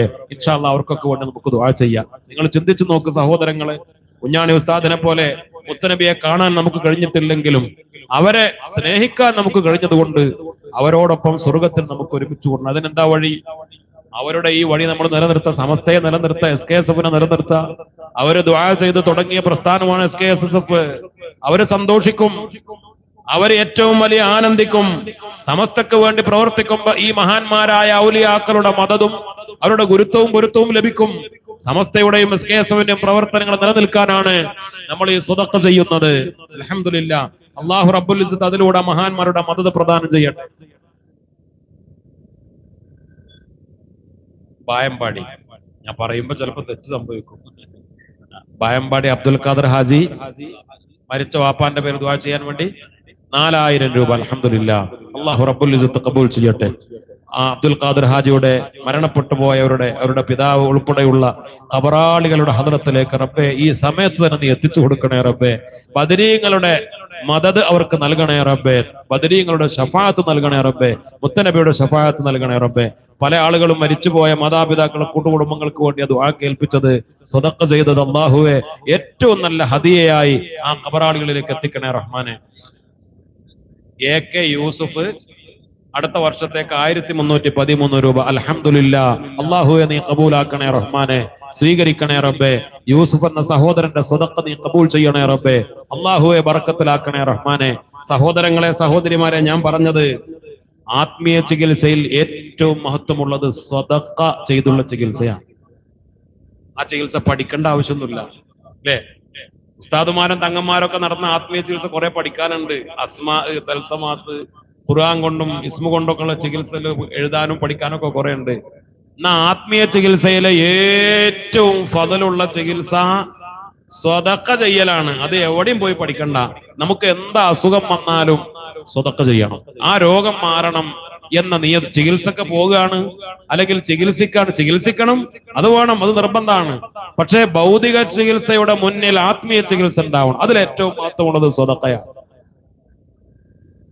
ഷെരീഫ് എന്ന് പറയുന്ന സഹോദരൻ 3313 രൂപ അൽഹംദുലില്ലാ ഗൾഫിലാണ്. അള്ളാഹുവെ നീ കബൂലാക്കണേ റബ്ബേ, ദുആ ചെയ്യണമെന്ന് അറിയിച്ചിട്ടുണ്ട്. അള്ളാഹുവെ ഷെരീഫ് വിദേശത്താണ്, ബറക്കത്ത് കൊടുക്കണേ റബ്ബേ. ബദരീങ്ങളെ സ്നേഹിച്ചുകൊണ്ട് 3313 രൂപയാണ് പറഞ്ഞിട്ടുള്ളത്. മജ്ലിസുൻ നൂറിനെ സ്നേഹിച്ചുകൊണ്ട് കബൂലാക്കണേ റബ്ബേ.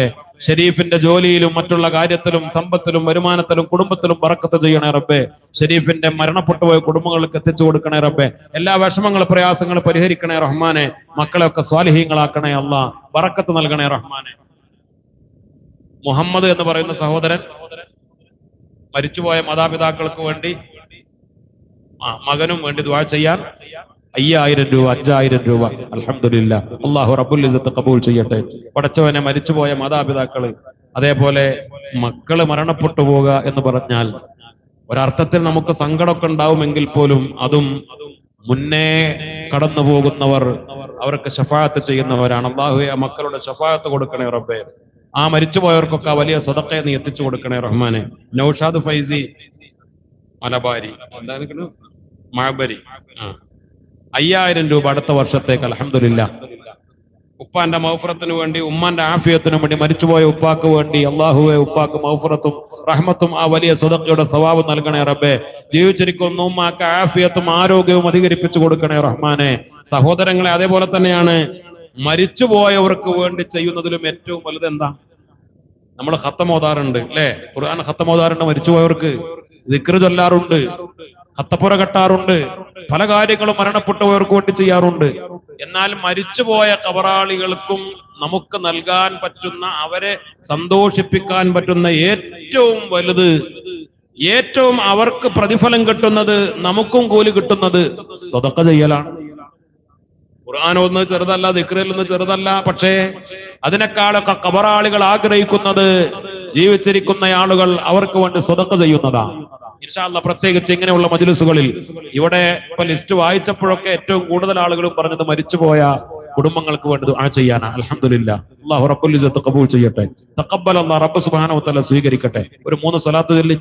സല്ലല്ലാഹു അലാ മുഹമ്മദ് സല്ലല്ലാഹു അലൈഹി വസല്ലം സല്ലല്ലാഹു അലാ മുഹമ്മദ് അല്ലാഹുമ്മ സ്വല്ലി അലാ മുഹമ്മദ് യാ റബ്ബി സ്വല്ലി അലൈഹി വസല്ലം. ഇസ്മായിൽ കേച്ച് 2313 രൂപ അൽഹംദുലില്ലാ. പ്രിയപ്പെട്ട ഇസ്മായിലിന് ബറക്കത്ത് കൊടുക്കണേ അല്ലാ, കബൂൽ ചെയ്യണേ അല്ലാ. അദ്ദേഹത്തിന്റെ ഹലാലായ മുറാദുകളൊക്കെ ഹാസിലാക്കണേ റഹ്മാനെ. വിഷമങ്ങൾ പരിഹരിക്കണേ റബ്ബേ. സമ്പത്തിലും കുടുംബത്തിലും ബറക്കത്ത് ചെയ്യണേ അല്ലാഹുവേ. ഇത് ഈ സദഖ പറയുന്ന ആൾ എന്ത് മനസ്സിൽ ഉദ്ദേശിച്ചുകൊണ്ടാണോ അവരുടെ ഹലാലായ മുറാദുകൾ, ആഗ്രഹങ്ങൾ ബദരീങ്ങളുടെ ബറക്കത്ത് കൊണ്ട് നിറവേറ്റി കൊടുക്കണേ അല്ലാ. അബ്ബാസ് എന്ന് പറയുന്ന സഹോദരൻ 5000 രൂപ മരിച്ചുപോയവർക്ക് വേണ്ടി ദുആ ചെയ്യാനാണ്. അല്ലാഹുവേ, മരിച്ചുപോയ ഖബറാളികളിലേക്ക് അബ്ബാസ് എന്ന സഹോദരൻ നൽകിയ വലിയ സദഖ ഈ സമയത്ത് തന്നെ എത്തിച്ചു കൊടുക്കണേ റഹ്മാനെ. ബദരീങ്ങളുടെ സഹായം ആ ഖബറാളികൾക്ക് നൽകണേ അല്ലാ. മരിച്ചുപോയ കുടുംബങ്ങളുടെ ഖബർ വിശാലമാക്കി കൊടുക്കണേ റഹ്മാനെ. ഖബറിൽ സന്തോഷം നൽകണേ അല്ലാ. ഖബറിന്റെ അദാബിൽ നിന്ന് കാത്തു രക്ഷിക്കണേ റഹ്മാനെ. AK അഷ്റഫ് കളഞ്ച 1313 രൂപ അല്ലാഹുവേ കബൂലാക്കണേ അല്ലാ. സ്വീകരിക്കണേ റഹ്മാനെ. അർഹമായ പ്രതിഫലം നൽകണേ റബ്ബേ. പടച്ചവനെ, അദ്ദേഹത്തിന്റെ എല്ലാ കാര്യത്തിലും ബറക്കത്ത് ചെയ്യണേ അല്ലാ. ദുആ ചെയ്യുന്നതിന് മുമ്പ് അങ്ങനെ ദുആ ചെയ്യാൻ പോവുകയാണ്. ആരെങ്കിലും ഉണ്ടെങ്കിൽ വേഗം പറയണ. സമയം നമുക്ക് വൈകിപ്പോയി. 10 മണിക്ക് തന്നെ അവസാനിപ്പിക്കണ്ടേ? നമ്മുടെ പോലീസ് ഉദ്യോഗസ്ഥന്മാരൊക്കെ ഉണ്ട്, എല്ലാ കാര്യത്തിനും സഹകരിക്കുന്ന ആളുകളാണ്. നമ്മൾ നിയമത്തെ വളരെ കൃത്യമായി പാലിക്കണം. ഇൻഷാ അല്ലാഹ് വേഗത്തിൽ നമുക്ക് ചുരുങ്ങിയ മിനിറ്റുകളെ കൊണ്ട് അവസാനിപ്പിക്കാം. അതുകൊണ്ട് എല്ലാവരും ഒന്ന് സ്വലാത്ത് ചൊല്ലി ഒന്ന് എഴുന്നേറ്റ് അടുത്ത് വരെ നമുക്കൊന്ന് കൂട്ടമായി ദുആ ചെയ്ത് അവസാനിപ്പിക്കാം. അൽഹംദുലില്ലാഹ്. അടുത്ത് വന്ന് ദ്വാരക്കുമ്പോൾ അത് വലിയ റാഹത്താ. ഒന്ന് മുസാഫഹത്ത് ചെയ്യലും സുന്നത്താ അല്ലേ? അൽഹംദുലില്ലാ. എന്തെങ്കിലുമൊക്കെ ഉണ്ടെങ്കിൽ അത് തരും വേണം ഇൻഷാ അല്ലാഹ്. നേരത്തെ ബക്കറ്റിൽ കൊടുത്ത ആളുകൾ ഉണ്ടാവും. ഇൻഷാ അല്ലാഹ് ഒരു മുസാഫഹത്ത് ചെയ്യുമ്പോൾ എന്തെങ്കിലുമൊക്കെ ഉണ്ടാവുമല്ലോ. അല്ലാഹു ബർക്കത്ത് ചെയ്യട്ടെ. അവസാനം ബാക്കിയുള്ള അബ്ദുൽ ഹമീദ് ഫാമിലി 5000 രൂപ അൽഹംദുലില്ലാ അല്ലാഹു കബൂലാക്കട്ടെ. അബ്ദുൽ ഹമീദിന്റെ മരണപ്പെട്ടു പോയ കുടുംബത്തിലേക്കൊക്കെ അതിന്റെ സവാബ് അല്ലാഹു എത്തിച്ചു കൊടുക്കട്ടെ. കെ പി മുഹമ്മദ് മരിച്ചുപോയവർക്കൊണ്ട് ദുആ ചെയ്യാനുണ്ട് 1000 രൂപ. അല്ലാഹുവേ നീ കബൂലാക്കണേ റബ്ബേ. ആ ഖബറാളികളിലേക്ക് എത്തിക്കണേ റഹ്മാനെ. ജബ്ബാർ 1313 രൂപ മരിച്ചുപോയ മാതാപിതാക്കൾക്ക് വേണ്ടി ദുആ ചെയ്യാൻ. അല്ലാഹുവേ നീ കബൂലാക്കണേ റബ്ബേ, സ്വീകരിക്കണേ റഹ്മാൻ. ഇൻഷാ അല്ലാഹ് വിഷമല്ലല്ലോ, കുറഞ്ഞ മിനിറ്റ് കൊണ്ട് അവസാനിപ്പിക്കും ഇൻഷാ അല്ലാഹ്. ഒന്നും അടുത്ത് എല്ലാവരും വന്നോളി, പൈസ ഉള്ളവരും ഇല്ലാത്തവരൊക്കെ ഒന്നിട്ട് വരും ഇൻഷാ അല്ലാഹ്. ഉള്ളഞ്ഞ് ബാക്കി പിന്നെ പൈസ വീട്ടിൽ കൊണ്ടോണ്ടല്ലേ, ചില്ലറ ബാക്കി വെച്ചാൽ മതി ആവശ്യത്തിനുള്ളതൊക്കെ ഇൻഷാ അല്ലാഹ്. നമ്മുടെ സമ്പാദ്യമാണ് ഇവിടെ കൊടുത്തു പോണത്. പോക്കറ്റ് ബാക്കിയാവുന്നത് നമ്മുടേതല്ല, നമ്മുടേതാണ് ഇവിടെ കൊടുക്കുന്നത് നമ്മുടേത്. അൽഹംദുലില്ലാ. ഒരു സഹോദരൻ 313 രൂപ മാതാപിതാക്കളുടെ ആഫിയത്തിന് വേണ്ടി. അല്ലാഹുവേ ബറക്കത്ത് നൽകണേ റഹ്മാനെ, സ്വീകരിക്കണേ അല്ലാഹ്. ഒന്ന് അടുത്തേക്ക് വരും ഇൻഷാ അല്ലാഹ്. സ്വലാത്ത് ചൊല്ലിങ്ങനെ അടുത്തേക്ക് വരും.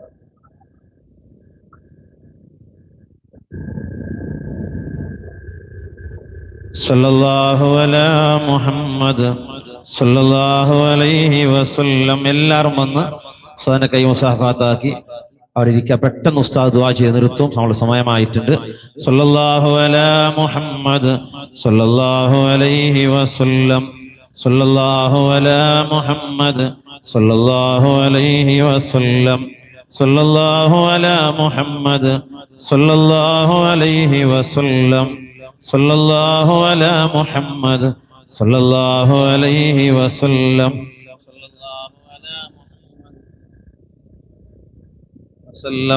സല്ലല്ലാഹു അലാ മുഹമ്മദ് സല്ലല്ലാഹു അലൈഹി വസല്ലം. സല്ലല്ലാഹു അലാ മുഹമ്മദ് സല്ലല്ലാഹു അലൈഹി വസല്ലം.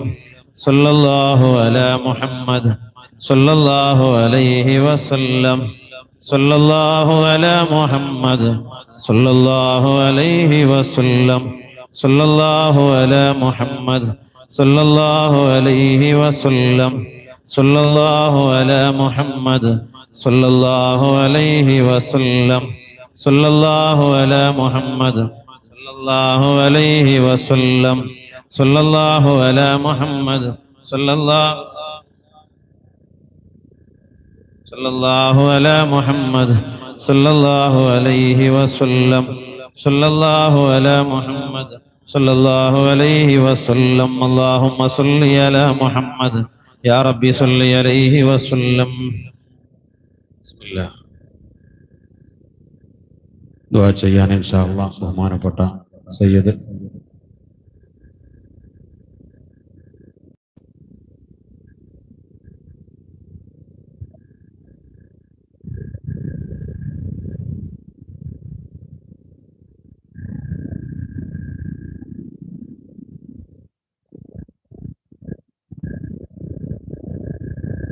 അൽഹംദുലില്ലാ.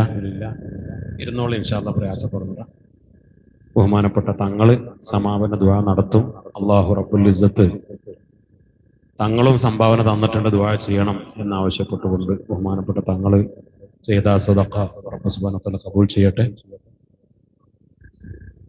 അഷ്റഫ് കളഞ്ച എന്ന് പറയുന്ന സഹോദരൻ ഉമ്മ കിഡ്നി അസുഖമായിട്ട് ഹോസ്പിറ്റലിലാണ്. അല്ലാഹുവേ നീ ശിഫ നൽകണേ റബ്ബേ. 1313 രൂപ. കിഡ്നിയുടെ രോഗവുമായി ബന്ധപ്പെട്ട് കിടക്കുന്ന ഉമ്മാക്ക് അല്ലാഹു റബ്ബുൽ ഇസ്സത്ത് ശിഫ നൽകി അനുഗ്രഹിക്കട്ടെ. ഒരുപാട് ആളുകൾ ഇൻഷാ അല്ലാഹ് ഇവിടെ രോഗം മാറാനും അതേപോലെ മരിച്ചുപോയവർക്ക് വേണ്ടിയും മക്കളുടെ കാര്യത്തിനും സമ്പത്തിലെ കാര്യത്തിനും കച്ചവടത്തിന്റെ കാര്യത്തിനും എല്ലാ കാര്യങ്ങൾക്കും വേണ്ടി ദുആ ചെയ്യാൻ വേണ്ടി ഏൽപ്പിച്ചിട്ടുണ്ട് ഇൻഷാ അല്ലാഹ്. ഈ സദസ്സിൽ ബഹുമാനം ഇവിടെ തങ്ങളെ സമാപന ദുആ നടത്താണ്. നേരത്തെ മഹാന്മാരൊക്കെ തങ്ങന്മാരും ഉസ്താദുമാരൊക്കെ ദുആ ചെയ്ത് മജ്‌ലിസിന്റെ കൊണ്ട് ദുആ ഒക്കെ നടന്നിട്ടുണ്ട് ഇൻഷാ അല്ലാഹ്. വളരെ ഇടുങ്ങിയ സമയമാണ്. ബഹുമാനപ്പെട്ട തങ്ങളുടെ സമാപന ദുആ നടക്കാൻ ഇൻഷാ അല്ലാഹ്. ഞാനും നിങ്ങൾക്കൊക്കെ വേണ്ടി മജ്‌ലിസുകളിലൊക്കെ ദുആ ചെയ്യുക. അല്ലാഹു നിങ്ങൾ ഈ കാണിച്ച ഈ സ്നേഹം, ഈ സന്തോഷം അല്ലാഹു നിലനിർത്തട്ടെ. അല്ലാഹു നിങ്ങളുടെ ഒക്കെ എല്ലാ നല്ല മുറാദുകളും അല്ലാഹു ഹാസിലാക്കട്ടെ. നിങ്ങളുടെ ഒക്കെ ഓരോരുത്തരുടെയും ഇവിടെ സംഭാവന തന്ന ആളുകൾക്ക് വേണ്ടി മാത്രമല്ല ദുആ, എല്ലാവരും അൽഹംദുലില്ലാ എല്ലാവരുടെയും നമ്മുടെ എല്ലാവരുടെയും ആഗ്രഹങ്ങൾ മുറാദുകൾ അള്ളാഹു നിറവേറ്റട്ടെ. വിഷമങ്ങൾ പ്രയാസങ്ങൾ അള്ളാഹു റബ്ബുൽ ഇസ്സത്ത് പരിഹരിച്ചു തരട്ടെ. നമ്മയും കുടുംബങ്ങളെയും രണ്ട് ലോകത്തും അള്ളാഹു വിജയിപ്പിക്കട്ടെ. നിങ്ങളൊക്കെ ദുആ ചെയ്യണമെന്ന വസിയത്തോടുകൂടെ ഞാൻ എൻ്റെ വാക്കുകൾ അവസാനിപ്പിക്കുന്നു. ആഖിറു ദഅവാനാ അൽഹംദുലില്ലാഹി റബ്ബിൽ ആലമീൻ. അസ്സലാമു അലൈക്കും വറഹ്മത്തുള്ളാഹി വബറകാതുഹു. حضرة روح نبينا حبيبنا شفيعنا مصطفانا محمد صلى الله عليه وسلم.